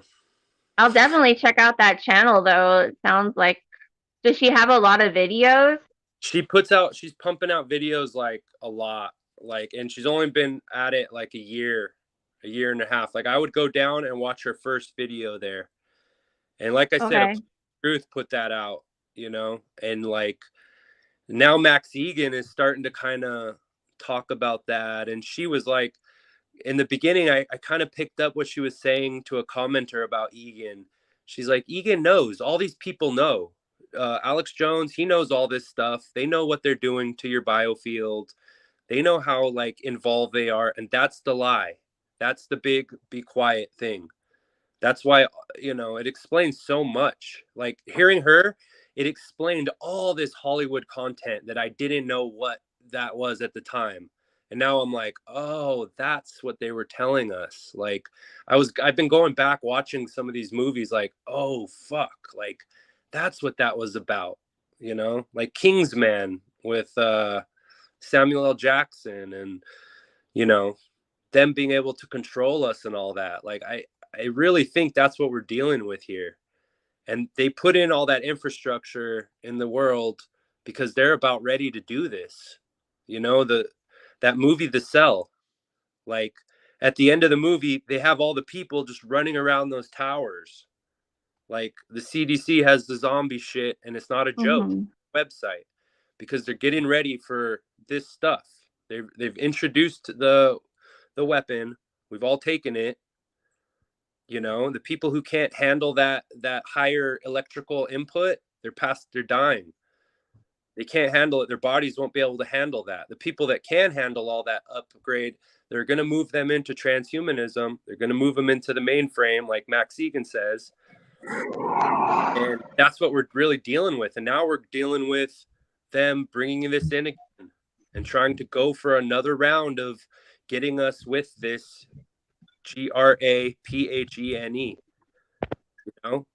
to have us be higher capable electronic organisms. So they have more control, and we're talking like sim control. So who cares about all that stuff, fighting the legal systems and all that, when they can already run you like a fucking computer game? Like, Yeah. why fuck around with them? Because you're just going to give them more ammo to be fucking with you on the inside. Well, it's interesting too, like the amount of voices people have in their heads. Like, some people have like more than two voices talking at any given time. And the homeless, I feel like I'm saying the homeless and the schizophrenic and all that, they might have been the targeted people. You know what I mean? That we thought they were crazy and schizophrenic, but they might have just been experimenting and going into them. There's this guy, Robert Duncan, who I started watching a couple weeks ago because Jamie at A Plain Truth brought up. And he is interviewed. He worked for the government, and he helped create a lot of this technology, but was kind of a good person. And he said, he ended up turning against that and seeing what it was going to be used for. So he goes around with another man who's a targeted individual, hears these voices, hears them 24 hours a day, can't sleep. And so that man, Robert Duncan, interviewed all these people and took a sample of it, like 3,000 people who said they were targeted. And they asked, like, why are they targeting certain people? And he said, what I see is that it's all random. It's not, maybe it's more the people who are away from society and isolated, but he's saying it's all random. They just want to test out the technology. They want to have a core sample of all this. And he was saying this is getting just started. We're just getting started. They're going to be, and that's where I'm thinking, like, damn, that's what Wallace is saying, is like, they're going to start really using this shit. Like, we need to know how to deflect these voices. We need to know how to deflect when it's our turn so that we can get away in time to another square. She's talking about how, I don't know, I'd feel nervous talking about all this shit, really. I feel like I don't want to expose myself to, that's why I'm just bringing her to your attention, And it's hard to understand her because she's using, and she doesn't care. She's like, I'm gonna give it to you, like, and you have the intellect to hear what she's saying, you know. Yeah. So, I used to talk to this guy called Steven Lawson. He used to have a YouTube channel, and he was friends with Gary Warmerdam, but he was kind of living out of his car and would live with various girlfriends, and then he'd go back onto YouTube and ask for donations for gas and stuff. But he tremendously suffered from voice to skull technology, and it's like seems like the hubs are Central Texas and Washington around Seattle area, is like where they do the biggest hey O'Shea, the biggest voice to skull, and it seems mostly it's with men. I haven't heard a lot of women come out and talk about it. yep, that's what Robert Duncan said. I think he said that it's more men and less Yeah. women. Yeah, especially like I've caught men, it might be after they're drinking, but actually verbalizing them to like verbalizing out loud to themselves, like, shut the fuck up, like, you're stupid, like, dumbass, like just saying the most negative things to themselves out loud. And it's like, wow, is that a voice to skull thing? Is that like a demon? Like, what the heck's going on there? Because it's like they're actually talking to themselves out loud, not even like in their head anymore. Right, I agree. That's why I'm trying to stay away from that, because I'm seeing the opening up of, I don't want to open myself up to all this stuff, because I'm starting to see the demons, which I thought I could always handle, weren't, seeing more what they are technologically, and I'm like, maybe I need to just like, I feel like God really is with us. I've always felt like that, but now it's like I see even more reasons why I need to connect with God and my angel, and like always have him on my side, because we're dealing with the big, You guys sound like Jack Talcott. Who's that? You don't know who Jack Talcott is? I don't know. He comes on all the streams. He's the spiritual guru. What is your problem? He's the newest, hottest thing. What is your problem, Dominic? Jack Talcott is not the newest, hottest thing. I've kind of avoided him. Aphrodite, all the women are over there shaking their little tail feathers in front of him. He's got a goddamn cult going on. Yeah, okay. He has like a channel devoted against him. I know that. What channel is that? Jack Talcott, like, doesn't he have the scene of like the Social Security card behind him? He's got a channel devoted to him. I know they got one called Cotflix, where they you might want to pull up Cotflix's latest, see what his latest greatest thing is. So we give Dominic a taste of who and what Jack Talcott is. I'm operating off of Dimitri's phone here. I don't have the technologies to bring up other screens or anything like that. Yeah, I could get my laptop going, but it'd be tethering, so I don't know how the quality would be. I'm already having technical issues, so. But yeah. So you're Jack broadcasting from your apartment? God, you live in a bimbo bread truck, so don't even try to act like bimbo. Hey, see, this is a strong woman, lives in a bimbo truck, driving down in a bimbo mobile. Hey, didn't Jesus hand out bread to people? There you go. Yeah, and he hung around with bimbos as well. Bimbo bread. Yeah. What kind of vehicle you got there, O'Shea? The Taurus, the bull. Oh, uterus. Oh, you're living inside of a uterus. Wow. The Taurus view. I'm a goddamn mechanic on this side. I'm drinking urine, fresh squeezed urine. It's good for you. Disgusting. Oh. Are you It's really? homeopathic medicine. How dare you disgrace the Lord? Hey, are you really drinking urine, O'Shea? I didn't do it today, but I do have a cup next to me. This is more for it's my I'm bathroom. with you, man. I know about that. It's delicious. I wouldn't say it's delicious. It's a difficult thing. It's another thing like a cold shower, because every cup of piss for me is never delicious and easy. But Well, your diet might be. What do you? Do you eat meat? no, I'm actually vegetarian, but I'm kind of a fatty, sugary guy when I smoke weed sometimes. Like Yeah. I know what you're saying. If you're eating really clean, like if I'm doing like hummus and vegetables and cheese and Then urine arena tastes pretty good. Yeah. But see, that's a way doctors used to like say they were worried you had diabetes. The doctor would sip your piss a little bit and check it out. When Patrice O'Neal, the comedian, found out he had diabetes, he goes, because he was playing like this.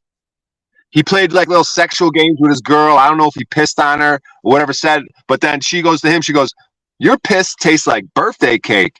And then they realize if your piss tastes like birthday cake, it's probably a problem and you probably got pre-diabetic or diabetes or something. So the doctor used to take a little sip. He'd have you pee in a cup. Remember you go pee in a cup? Well, guess what some of the old doctors used to do? Take that little cup and take a little sip and swoosh it around and go, yep, you got diabetes. You know what I mean? Like, yeah, I could imagine that. Yeah, because you can taste it, everything in there. Yeah, that's why pineapple and all that is delicious. You know, it's like, it's not that bad. I haven't done it in a while, but I've heard the science on it. It has all I think consuming your urine has a place for like a detox or reprogramming or something, but then you stop. I don't think it's meant to be a continuous like. Yeah. Well, here's the thing. Here's the thing, because it's like how much of it is placebo, but I happen to believe in it, and I've heard through this very well-respected alchemist that comes on Crow 777's broadcast, Fortune Day Saint Germain. Crow brought it up like, I can't even believe I'm asking you this, but I've heard a lot about this urine therapy. Like, what do you think about it? And then the alchemist was like, yeah, it's the real deal. And this alchemist is the real deal, who's revered by Crow 777. Like, he's the lineage of a historical figure, Fortune Day Saint Germain. And they say that the alchemists were the ones using the piss to make the ormus and to make different things, you know? Yeah, when you do the alchemy, the spagyrics, the medicine, like sperm is on the alchemical symbols and shit. I'm sure urine is too. Like a lot of this hidden occult knowledge, like they had all the symbols and shit. That's what Joshua. But if you drink from your own well long enough, you're like, it's like an introspection. You're like. You're looping. You just are you're drinking menstrual blood, right? You're drinking menstrual blood, making fun of urine drinking. Menstrual blood. I'm not drinking menstrual blood. Oh, like you think I just like drink everything that comes out of me? No. No, but I'm saving it. Like Mark Braun would talk about the menses, and that's what the kings and alchemists were really taking, was the menses. Yes, that's the starfire. Yes, that's Samana. Well, dude, I heard something, man, with this alchemical shit where I don't know what the fuck it was. Someone left this dude like an instruction thing. He goes, dude, this might sound crazy, but do everything that's written on this sheet. I don't know what the fuck it was. He's like, wait for this certain moon, wait till fucking Saturn, wait till this time on this day, and then gather these things. And dude, I don't know if one of them was an infant. I think the story might have included an infant child or something. I don't know what the fuck was. Do all these things, bury it in the hole. And then, like, so many weeks or days later, there's going to be, like, bars of gold or bars of silver. And I don't know what the fuck happened. This dude did all this shit. And then he dug it out, and there was bars of silver there. I don't know what the fuck he did, dude. It was a dead child. I don't know what the fuck it was, dude. Humans, right? Might be dealing with, like, they have all the powers to maybe give us those things, you know? I don't know.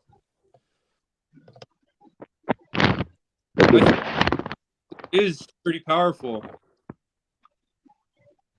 Get your Red Wings. Yeah, it's hormones. Oh, we're talking about alchemy in the human body. That's where we left off. I was confused myself where I went. Hey, Joshua Hughes would talk about the urine as liquid light looping, like you said, Kim, like about looping. Yeah. Oh, I know where I want to go. Yeah, and I've heard of looping to cure diabetes through urine looping. and some sort of grape aspect. Grapes, just only grape diet or something. But anyways, But the thing is if you're depressed, if you have a fight or flight situation and you pee it out. So it's like if you're in a bad spot emotionally. It's just me and you now, cowboy. now where you gonna? You know where to run now, Dominic. Got you trapped in a bathroom with me. I just locked the door. You got rid of her, huh? Jeez, it was her stream too. See all the tricks when God's in your favor. He could do anything. I agree. So I'll take you out. I won't put my foot on your neck just yet. I'm gonna hold off for a second. But no, we were talking about the urine. See, here's the thing. People want to say urine therapy, but immediately go to ingesting it. But what I realized I gotta start doing is putting the brakes on and go, no, let's start with the topical conversation. Let's start with aged urine on the skin. Yeah. And the benefits of it, because I have firsthand direct knowledge of how awesome it is with feet soaking. That's what I've done with it. I take aged urine and soak my feet in it for a bunch of hours, and they came out like brand new feet, cured of anything, just awesome feet, dude. Like we were like, damn. What about turpentine? I've heard things about what that could be used topically. Well, it's the oil from the pine tree, and they say that it's like the ultimate parasite candida cleaner. And yeah, and the feet, you soak your feet in that, it'll get rid of all that stuff. It'll heat your feet up and remove all this stuff, you know. I've been collecting that. Grim Nasty got into that stuff a lot, turpentine. There's a Dr. Jennifer Daniels. Yeah, there's probably a billion infinite ways of abundance to get health. You used to be able to walk into these cathedrals when they had the organ going, they had the visuals from the light, like the colors and shit. There's certain colors we don't get to see nowadays, where if we did, we might just start crying because they're so fucking beautiful. Like some of the artwork, you go in some of these cathedrals, so you had everything going though. You had certain smells from an incense. Maybe someone's touching you or hugging you. So you had all the senses fucking just in rapture. Right. And then everything gets in tune, and then you fucking walk out of there just like as if the states I've gotten to from meditation, that nirvana blissful thing. You probably just walk out of the cathedral and the nirvana bliss. Got tuned up. Body. Yeah. Yeah. You come out feeling blissful and connected to everything. So that's what the bliss is, that when you realize the interconnectedness. People talk about bliss and joy, but what they're only talking about is connectedness and the realization that everything's connected. So there's a love aspect. That's why with these near-death experiences, you just realize that everything's connected. So it's just like all this self-consciousness, lack of confidence, anger, hatred, vengeance. You realize you go back to the one self, the one source. Right. You know what I mean? You kind of laugh it off, and that's the comfort. And that it was all just a joke, a simulation. And that's what this technology is, I think, doing, is getting us away from that state you're talking about. You know, and we need to connect to that state. And like Mark Braun used to say, humanity needs to unite for their own survival. But it's cyclical, dude. So it's beautiful. You don't always want to be in that state because it's cyclical, and you have to move away from that state like a season. So there's certain times when it's heightened, and then there's cycles within cycles, which is beautiful. So you could have a reign of Christ, a millennial reign of Christ within a Kali Yuga cycle, which is the worst age. So you could have a cycle within a cycle, which is beautiful. And the Kali Yugas, you're gonna have the most spiritual, most rapid development in your spiritual progress. The Iron Age, the worst age. So you can do there's good and bad to everything. The male, female. Well, us souls might have been here before in those ages, and now we've incarnated here. And now we're going through the Kali and the death side before we make the, like, I remember that guy who made the video, There Are No Forests on Flat Earth, and he was like a Russian guy. Kim, I know you probably. Yeah, I know the video. It was on David Weiss's channel. So he made another video that, like, Joshua Hughes used to post that Matrix, God, he would. That guy who. All right, but what's the point of what they're going to? What's the point you want to bring out of it? My point is that guy, that Ukrainian guy who made that tree video, he also made this other video about, okay, here's the flat model of the Earth, here's the globe model, and then here's another model, and he was talking about the wobble, and he was talking about how the sun, if you sped it up, it does this figure 8 in the sky. So he was talking about this figure 8. and he's talking about the lifespan and the golden age of this, and then it comes back into the death. You know, it comes back into this, and it's coming back into that, and our souls have been on this journey of this thing.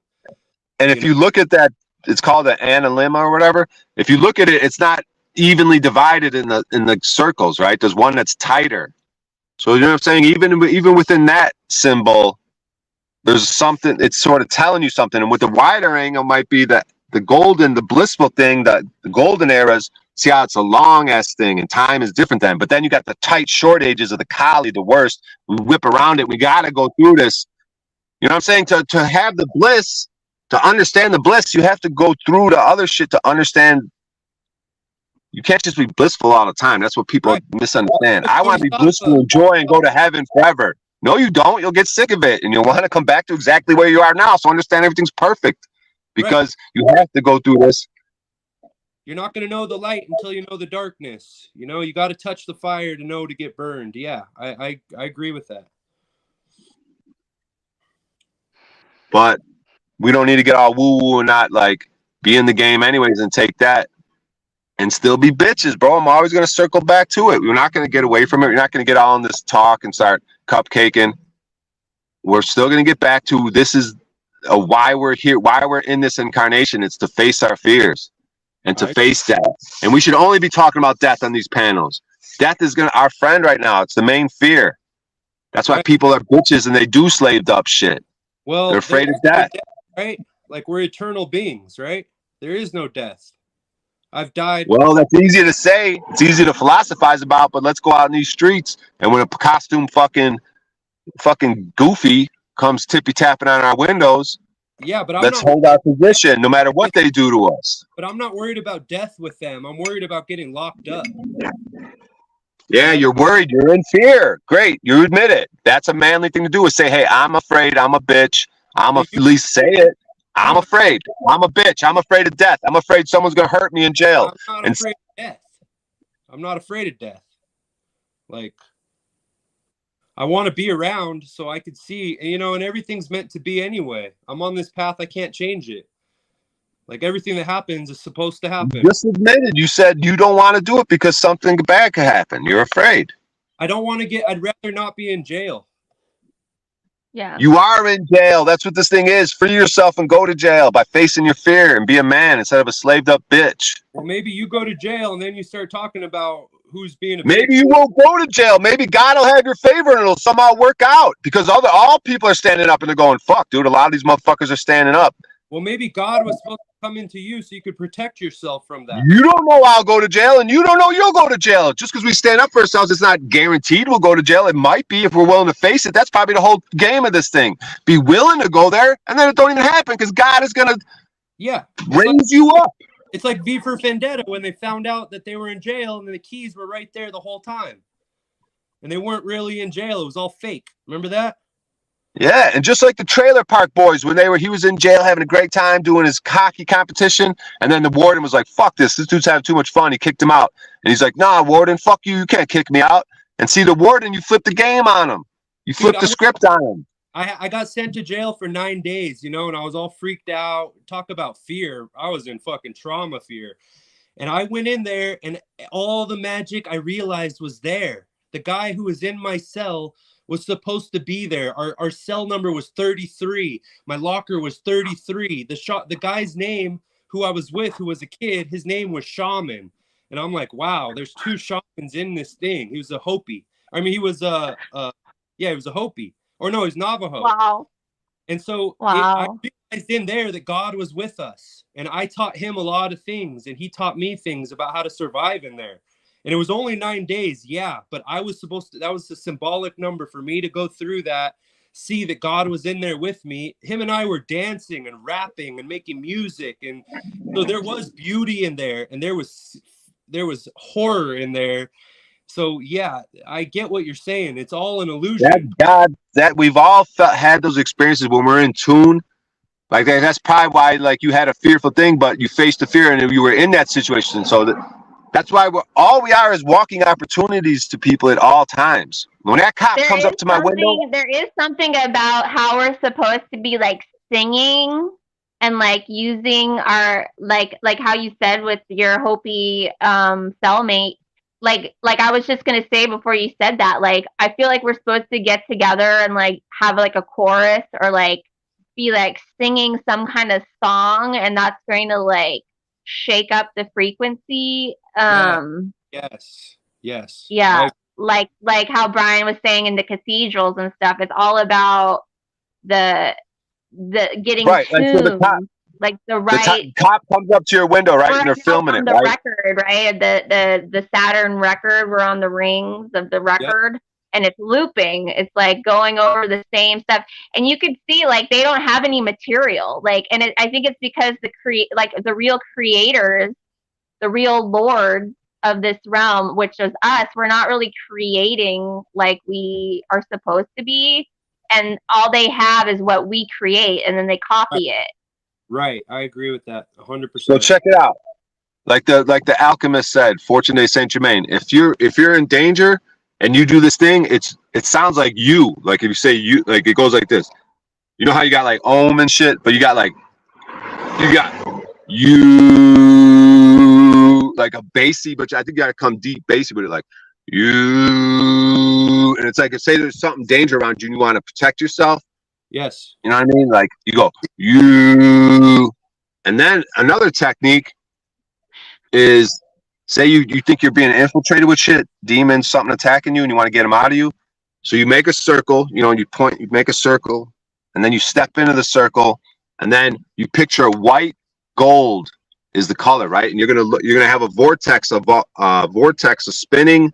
Right. So the color's gonna be white gold, and it's gonna be counterclockwise, so it's gonna come up from down. So you're gonna be encased in a vortex, and you say these words. You say. Let me see if I can remember it. I command you to come into the light and sound of God, obeying the law of one. So you're picturing the vortex of white gold, counterclockwise vortex going up to down, and then as you say that, I command you to come into the light and sound of God, obeying the law of one.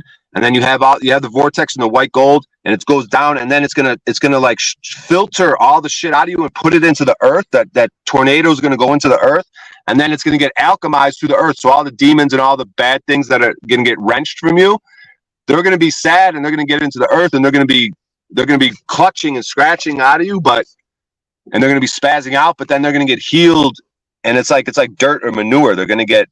And then they're going to be a beautiful flower sometime. The wizards and the witches do. They have the archangels in certain positions around them and then above and below them, and they're moving. I think the archangels are moving like clockwise, and then you have like the outer ring of demons that move counterclockwise, and it's like these two rings moving in opposite directions. Yeah, because the counterclockwise would be coming down to the material, where the demon world, Satan's world. The clockwise would be the ascension. So you're gonna have you're always gonna have it's gonna be like a Klein bottle. It's gonna be, which I don't know if you know what that is. It's like it's a bottle that kind of goes in itself. So it's like kind of what we are. We're spiritual and material. We're the donut. Yeah, we're the angelic spirit, reconciling with the beastly body, or how's that said? The material. I don't resonate though, like taking some kind of other people's words, like another spell, and like talking about the light and the one. Like I feel like the voice inside of me is going like nah, like I think everybody has their own like key phrase, like their own frequency, their own key that whatever feels right for you to say or sing. I think adopting somebody else's words is like a road down the wrong path. Like I agree. Because it's like, let me say this real quick, Dominic, because I like what she said right there. Because it's like how people hit that thing, ding, and they could tune you up. They could fucking see where you're out of tune and shit. Yeah, you should experiment with your own self, just like music and the things you're into. Like experiment this way. You're just giving me like an epiphany. Experiment with your personality and stuff, and see where it's in tune. Because you'll kind of know. And if you experiment with sound, that's why these like solfeggio frequencies, like that conspiracy music guru got. He got this song called Heart. and you could cry just from hearing it. It's got the solfeggio frequencies, and it's so beautiful, the instruments and everything he uses. And so I resonate with that. I'm in tune with that. And you find other people that do it too, and it's like then you have a bonding experience. See, and I hear you there, and that's what I'm bringing up with this lady Wallace, because you and I right now we're talking about it. To me, that sounds like woo-woo stuff too, and it's like if we get into the technological side of it and the computer science side, we're talking about our biofield. That woman is talking about our biofield, our aura, which is our body part. So that's might be the most important part of that is like you said, when they can hit those things, they're talking about biomagnetically the frequency on our biofield. Yeah. If it's all electricity and all electromagnetism, according to Walter Russell from the Universal One, then that's vibration, right? Like the way a bee could fly, a bumblebee, they really physically shouldn't be able to fly, but they're like levitating through vibration, and it's sort of an example through nature. Hey, Hey, Dominic, Dominic, have you had your auric picture taken? I know in Sedona they have lots of places where you can get your aura photographed. No, I haven't had the photo, but I know that I have like a lot of healing. I have holes, and I've opened it up through the tools and all that, like I feel like I do need healing work on my energy, you could wash your aura.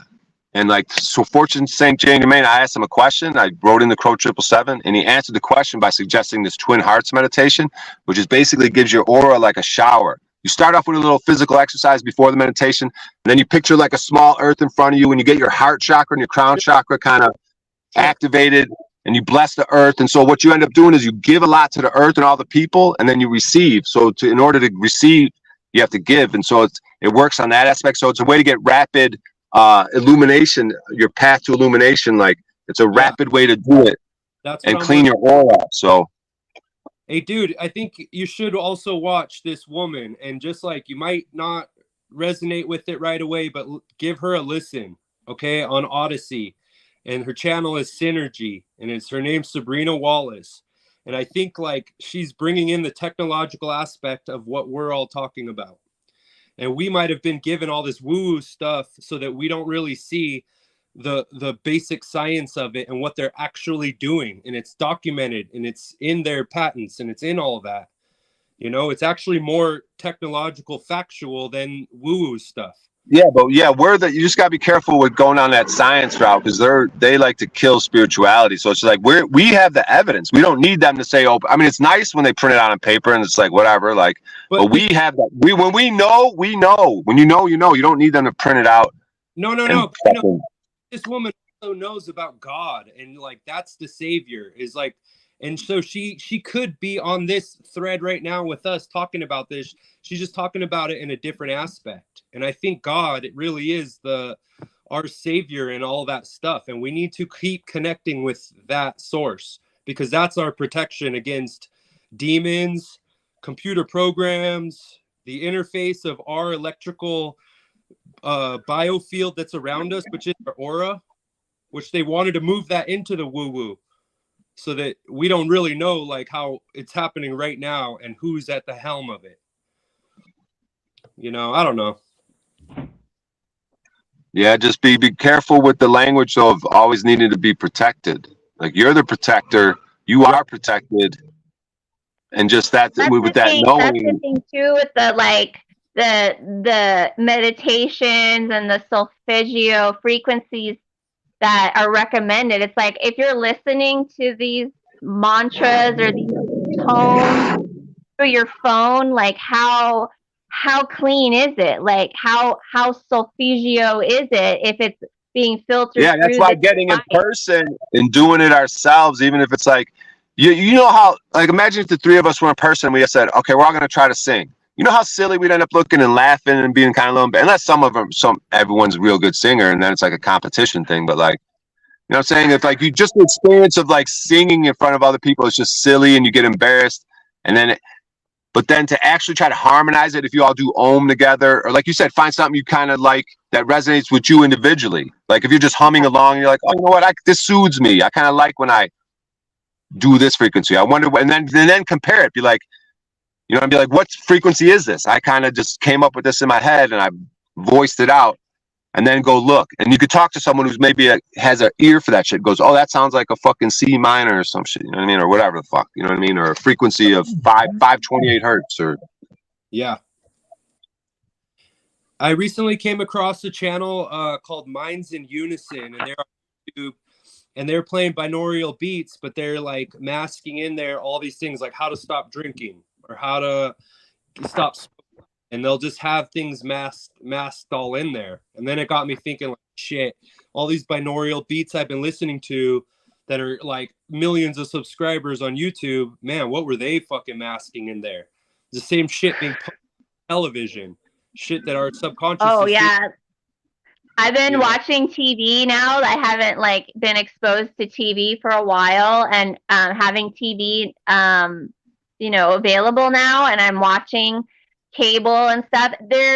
I'm so aware of this low bass note that is being played on everything, even like reality shows. Like there's like boom, like commercials. Yeah. It's like this, it's like almost like a brown, like the brown note, like the note that is like the lowest bass that makes you shit your pants. It's called the brown note. It's like that. It's like in everything.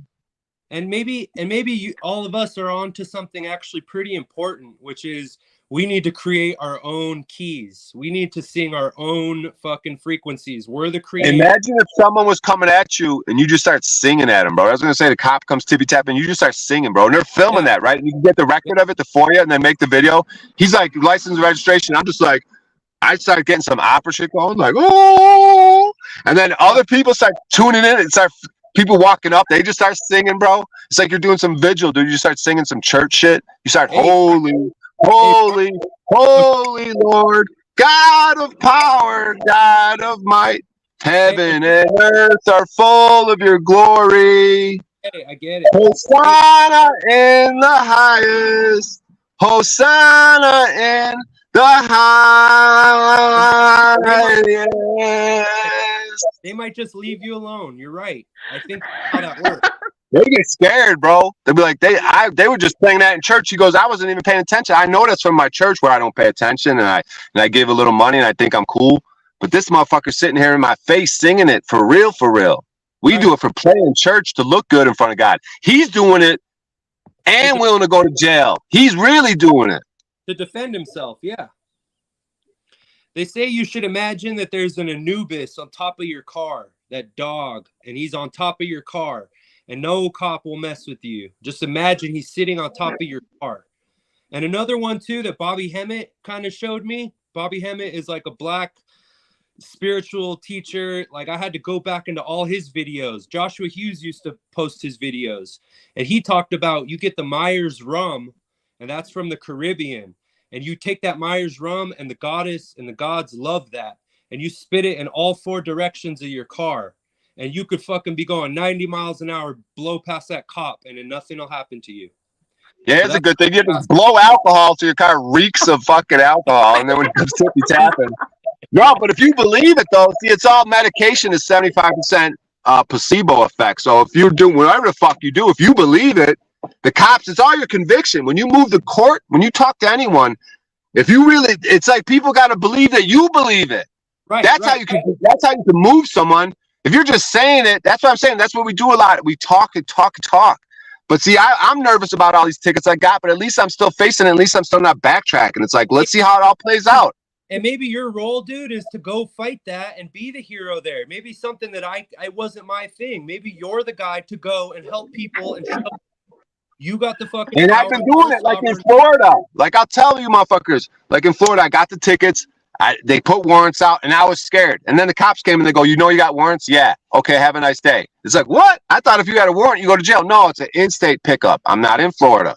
And then they say, "Oh, after 6 months, they're just going to drop it in Florida." So what is all this shit? If the warrants don't mean shit, they're not doing nothing to me.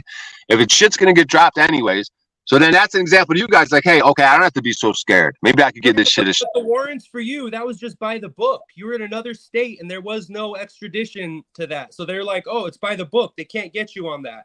It's not like the woo-woo stuff. It's just. Well, I wasn't aware of that until I put myself in that situation. Like, I didn't have that knowledge.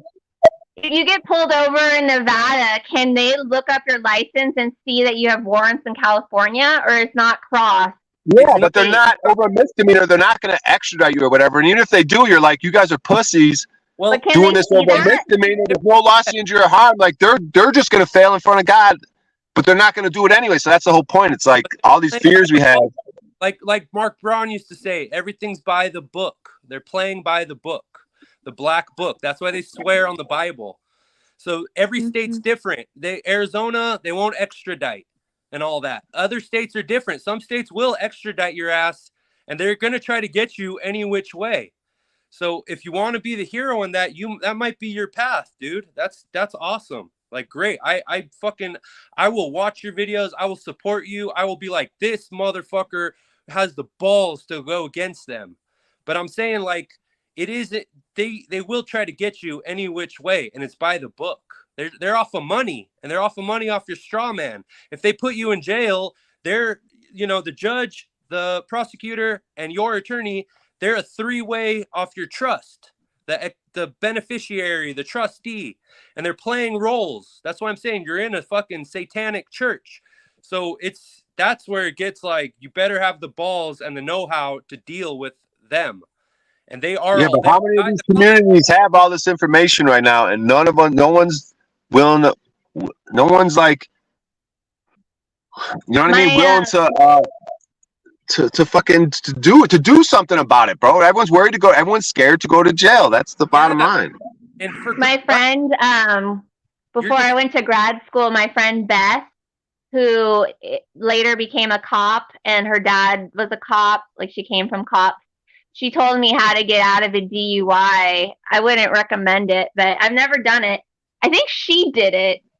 Yeah, but we're not like getting out of things, and like if you're driving around drunk, like go fuck yourself. I don't recommend advocate for you to be punished or have something bad happen to you. Like driving drunk or drinking or anything like that. But this is how you do it. So you keep a fifth of like whiskey or whatever in your glove compartment and unopened, and you get pulled over and you're drunk or whatever for a DUI.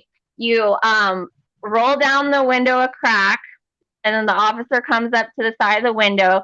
You say, "Officer, I'm taking the keys out of the ignition," and you show them, and you put the keys in the passenger seat.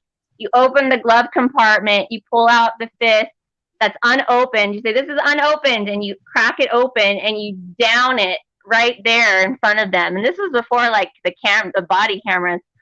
And then they will arrest you. They will take you and get you blood tested, and you will be positive, but they can't prove that you were drunk before you downed the alcohol in front of them. Great. So now you're drunk in front of demons and more vulnerable. And they're gonna take you into court, and they're gonna fuck with you. And again, you're back to having to defend yourself in front of the big boys. So, but that's literally that. They can't prove drunk, and I'm a female, and you're a demon. Well, see, like you were saying, O'Shea, about you shouldn't be driving around drunk and all that. And that's moralism, right? Like, the fact was that I didn't hurt anyone. There's no property damage. There's none of that. So I did have every right to be like, this is a statute. Because man, because when you pull that in front of a real community, we're going to hold you accountable, and we're going to punish you in some sort of way. You want to keep driving around? Okay, I can see you having a beer too. There's a fine line somewhere there. But if you want to abuse that privilege with the leaders of the community, I hear you. You know what I mean? Like, but I'm talking about you're gonna have consequences. But do you know how many people are on medications driving around? Like, and that's legal. Like, if you're prescribed a medication, you're allowed to be doing that. So I don't know what's worse. Yeah, it's about what you did. It's about what you actually did. So nothing happened with me. I didn't. It's by the book. We're talking about the actual laws here. So that's moral. Yeah, you're right. I don't agree with that either. I will never fucking ever do that. Ever. Not a a fucking 0.01% on me ever again. Never say never. Well, yeah, you're right. But I'm just saying, dealing with them, like, back to my point about what's really going on. And I think Sabrina Wallace just came in and fucking opened up the door on a lot of shit. And she ain't just like some wacko person that we can follow now. Like, she just cleaned house on a lot of shit. And there's no one else doing that. So I recommend you take a look at what she's talking about too. Like, because it answers a lot of shit that I hear you going through too. Like, I know somebody, actually, it was this Gary Warmerdam person I brought up. He was in his Prius in San Francisco, and he was drunk, and he was parked, and it was freezing cold, so he had the car running with the heater on, but he wasn't moving, and a cop knocked on his window and got him for DUI. right. Even though he wasn't moving, but the car was running.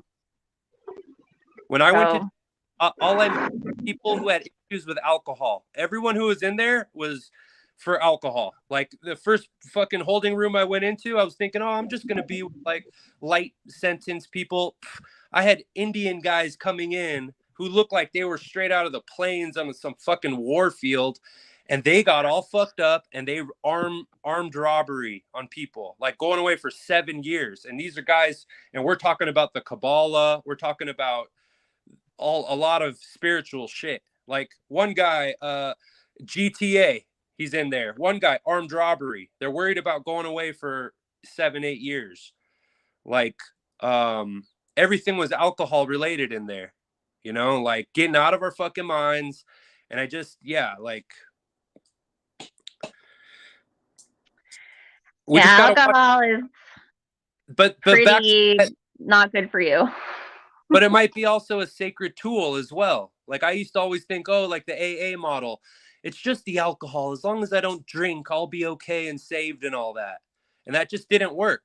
And I had to start realizing it was my intention.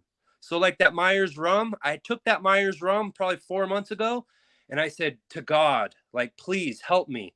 And I went up to the fucking spirit realm with mixtured with ganja. I was in those states. And I thought the next day I was going to be in hell and everything was going to be fucked. And I didn't see that. I saw strangers coming out and waving to me and being like, man, the goddess was all around me. God was all around me because I was connecting to that realm. And they don't want us to use that fire water. They want us to fucking burn ourselves and all that. And I don't know. That's my thought on that. Like, we need that fire water needs the most precaution. It needs to be kept in the fucking cabinet and used for sacred reasons, you know? And ganja shit. And like a spirit, like vodka, you get vodka that's like 80% or higher. And you get these tinctures, these Breckenweg tinctures used for health. There's like 90 or 100 of them, and you can mix and match them for different health reasons. So you think about it, get a little vial and check it out. Use half that vial, right? For your little medicine, however you use it. And then when it's halfway gone, you fill it up with vodka that's like 80-90% pure, and then that tincture is going to be like equal or better in its health benefits. So isn't that miraculous? Or like yeah. And I think it goes on forever like that. Like, it doesn't get diluted. Like, it doesn't lose its strength. And Alkalic tincture or something. They say that came from the goddess Nuit. All those tools, the mushrooms, the ganja, the alcohol, the grape, you know, from Bacchus and all that. And I do see it as a spiritual tool that they've taught us to misuse, you know. And in the spirit, in the alchemical spagyric world, you know what spagyrics are? It's plant medicine. It's alchemy. Yeah. So the grapevine is the highest, most regal, and you can make the best medicines. Basically, you get it's the top tier. So like, but think about when you take a grape off of a vine, it has the life living essence in it still.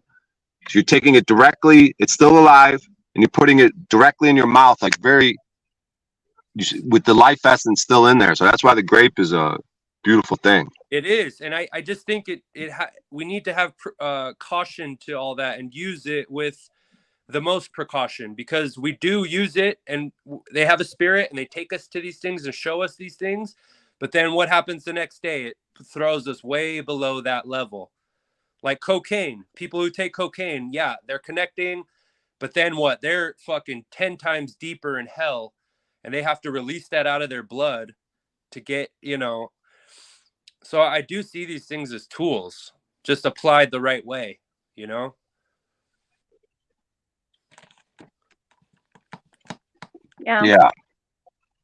The things are tools. I'm multitasking. I was pulling up Paul on Slave Stream.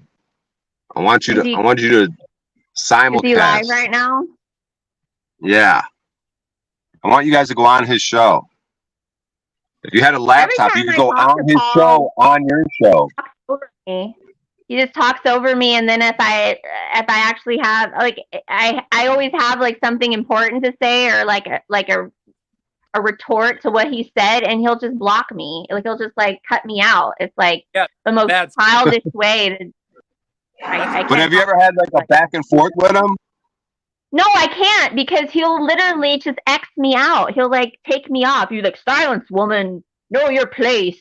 How dare you argue with me? Yeah, like, but he's I know, like little, like, cucks, like, oh yeah, he's being a man. He just told the woman to shut up. Woohoo! Like, I know that like feeds that little spirit in you, but I'm not gonna like sign up to be disrespected and not even heard.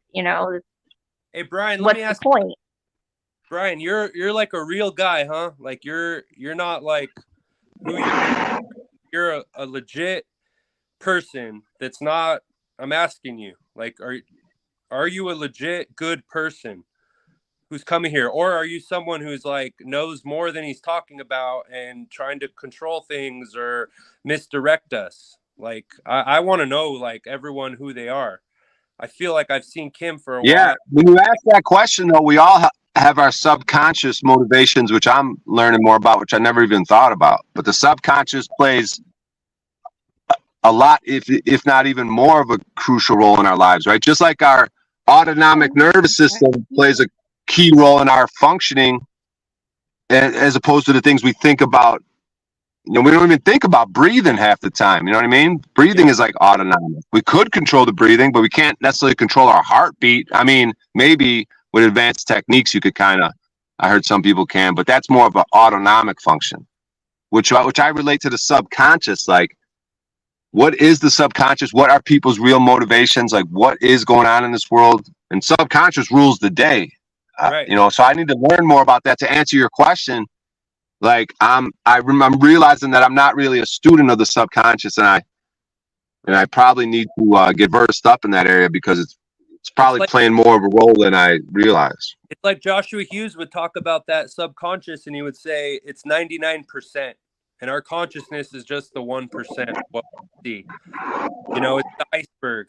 Like the subconscious is what's really below and everything. It's like if you want to picture the sun was an eye aperture, if the sun was the pupil of your eye. So like from the sun's point of view, you'd be looking out at the world, right? And the sun would be looking at the world. But what's behind that, which would be kind of like the subconscious, the void that we talk about, don't go towards the light, go towards the void, would be what actually is going on. Like, so this would be just a projection from whatever that pupil is going on inside that person's brain. If you kind of think of it like that. I agree. I think the sun is an aperture. Like they say in the Bible, there's you have to go through the sun to get to the Father. And there might be like a whole nother realm of light above that aperture. Like quasi-luminists talk about, the other side of a light hole is a dark hole. Like, imagine I had a tarp and there was a hole in it. If I looked up on the tarp, I'd see the light. If I looked down, I'd see the dark. Like, it's the black sun, the gold sun, and like the gold sun might be at the center of where all compasses point to. That's where the auroras come out of. That is the goddess. Yeah. That is Saturn. X marks the spot. That is Sirius. Like, do you believe the cross? Globe? What do you believe about the Earth and where we're at, this realm? I don't know the shape of it, but the whole circular globe thing is just, yeah, I'm definitely more of a flat earther, but I don't like that term, and I don't like to say it's flat. I don't know what it is, but definitely they've lied to us about everything. You know, they're goofy. Oh, a planet's a million miles away, and we sent a rover here, and we landed on the moon. You fucking lying, dumb fucks! Like, get the fuck out of here. You're millions of miles away, and blah blah blah. And that's like, where it's all bullshit. Joshua Hughes would talk about that. He's like, it's not flat. It's not a fucking globe. It doesn't exist. It's inside of us. We're in a realm. We're the only ones here. Like, and this fucking thing is all made of brick, dude. I'm learning that shit. I don't even like bringing it up sometimes because people get all fucking wigged out.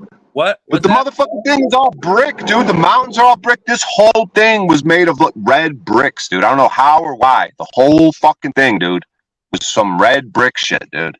Well, this whole giant trees like Devil's Tower in Wyoming or whatever. I mean, there could be something to that. I mean, I don't necessarily know, but all I know is, dude, through my travels and my investigations, boots on the ground, the motherfucking thing is brick, dude. Brick. It's brick, dude. It's these red bricks, dude. Yes, it's silica trees. And they've been cut down, and you could see the striations of it all. No, I know. There could be something to that. There could be something to that, but I'm telling you, like, in addition to that, like, even if you look at crystals under a microscope, there starts to be similarities to like when we look at the earth, you know what I mean? The shape structures in the earth, you know. Yeah, out here in Arizona, they have the National Petrified Forest, and that's all a fucking lie and a hoax. Like, they just took the remnants of those giant trees, put the branches out in the middle of the desert, and said, "Oh yeah, this is petrified wood, and it's fucking organic material that's aged over millions of years and became crystal." That's a lie. There's giant silica trees that they cut down. All the mesas out here in Arizona, they're all perfectly cut fucking trees. You could see the root system. Yeah, and if you look at that term though, Freemasonry, because I'm all about free energy and abundance that we get to. Like I said, there's a million ways to get to health, which is just homeostasis, which is just you at your normal thing is what health is. But like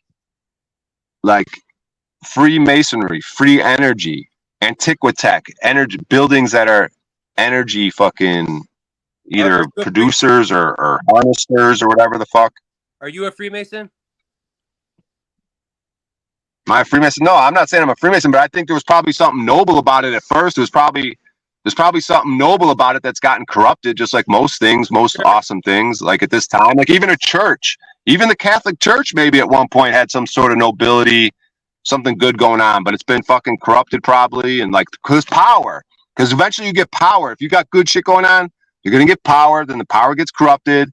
You know, it's just that cyclical shit we're talking about. Just cycles. It's just. Fucking a beautiful flower turns into a decrepit piece of soil, rotten fucking soil or something at some point. I garbage, you know what I mean? definitely felt that being at the Petrified Forest recently, that it was such a lie. It was such a like phony baloney story of what they were selling. Like, oh, this was an ancient forest and it was just uncovered over years of the sediment being washed away and blown away with the wind and uncovered the trees.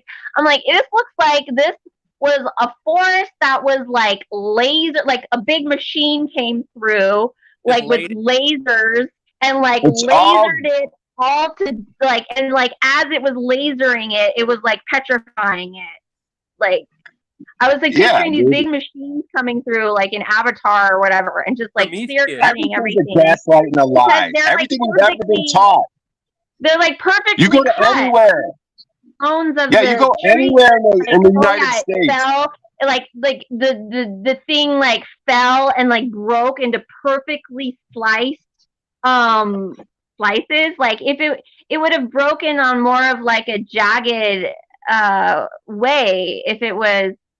Yeah, it wouldn't break like that if it was like a natural. It fell down and it broke. The way we got to this topic, the way we got to this topic was the nature of reality. We're talking about the subconscious, and we're talking about the sun. The sun, and it's interesting when the sun goes down, right? Eventually, that fucking thing it disappears, and then all this shit comes out in the sky, like all these other little luminary things that kind of move around. Some of them move around. Most of them are fixed, but a few of them have freedom and kind of move around. and there's stories about them and mythologies about them, and it's like, you know what I mean? And then I think about during the day, because I got these little, it's called Star Walk or something. So during the day, the sun's out, right? And there's certain planets out there in the day. But then, you know, on the globe model, like whatever, where the sun isn't, there's some planets that are like in the darkness, right? In the void. And then they come out, you know what I mean? There's something. So to me, it's like some sort of consciousness, subconscious thing going on. And then the sun goes down, and then there's certain planets come out. You know, there's some sort of. They say the sun is the sum consciousness of everyone that's conscious here. Like it's the sum of the consciousness here. So that's interesting. You're saying the consciousness and the subconscious, and the black sun. You know. Okay. So it's projecting, right? It's projecting the consciousness, but it's also projecting the subconscious, right? But we're always thinking of the reality, the knock on it reality. Right. So how do we change the world? We change our subconscious. How do you change your subconscious? See, I don't know. I feel like I'm an amateur in this field. I haven't studied or contemplated it, I feel like. Well, that's the forest. Interesting. We're talking about petrified forest, but the subconscious, unconscious is the forest, you know, in the fairy tales where the monsters live. Like that's your unconscious mind where, you know, okay, like Red and that Riding Hood going resonates with into the fear, forest. right? The fear of these cops. They're in my subconscious. You're going to be harmed if you fucking aren't totally free and just do what you want as a man and say what you want, Like and do what you want, and deal with the consequences. All of these movies that are like a cabin in the forest, like that's all representative of your like subconscious mind, and the cabin is like yourself. And usually there's different people, and those are like your alternate personalities that are like suppressed in your subconscious in the forest. And then usually Well, we got to build a community. Let's build a community. How about we clean up the community in our own fucking mind? We got all these fucking personalities and cabins that are probably dirty and fucking. Right. I can't even clean my car. I'm going to clean up my subconscious, dude. Fuck, dude. What Jung was saying about the demons. They're just complexes that we all have within us. They're all, and it might, and putting it into computer terms and technological, it's like those are the overlays that we need to like get those demons, you know, like through drinking every day after work and all that. I might have had entities and spirits that, you know, once I stopped and fucking took the power back, they were all like on my team. They were all like, they couldn't fuck with me.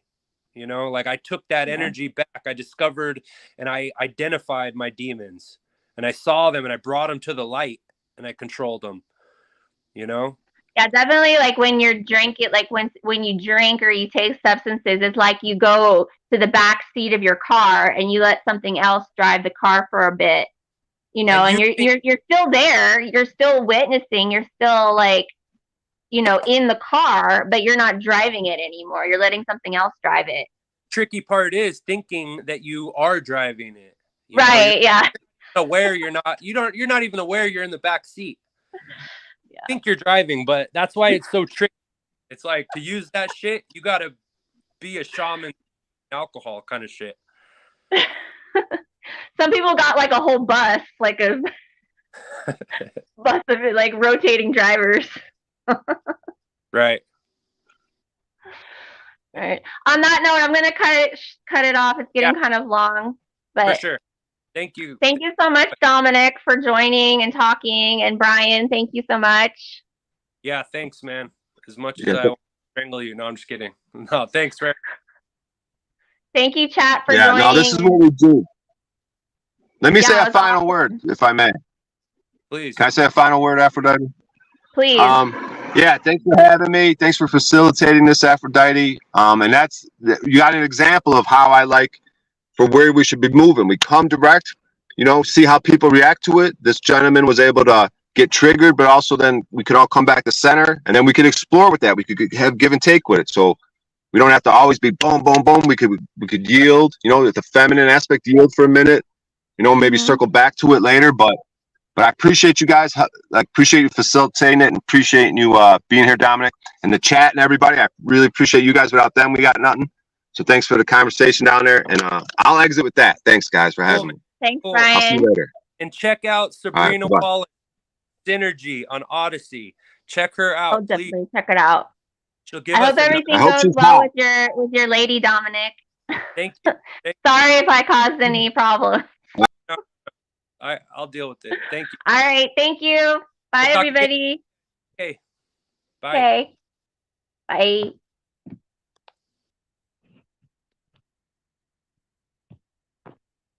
Bye, everybody. Thank you.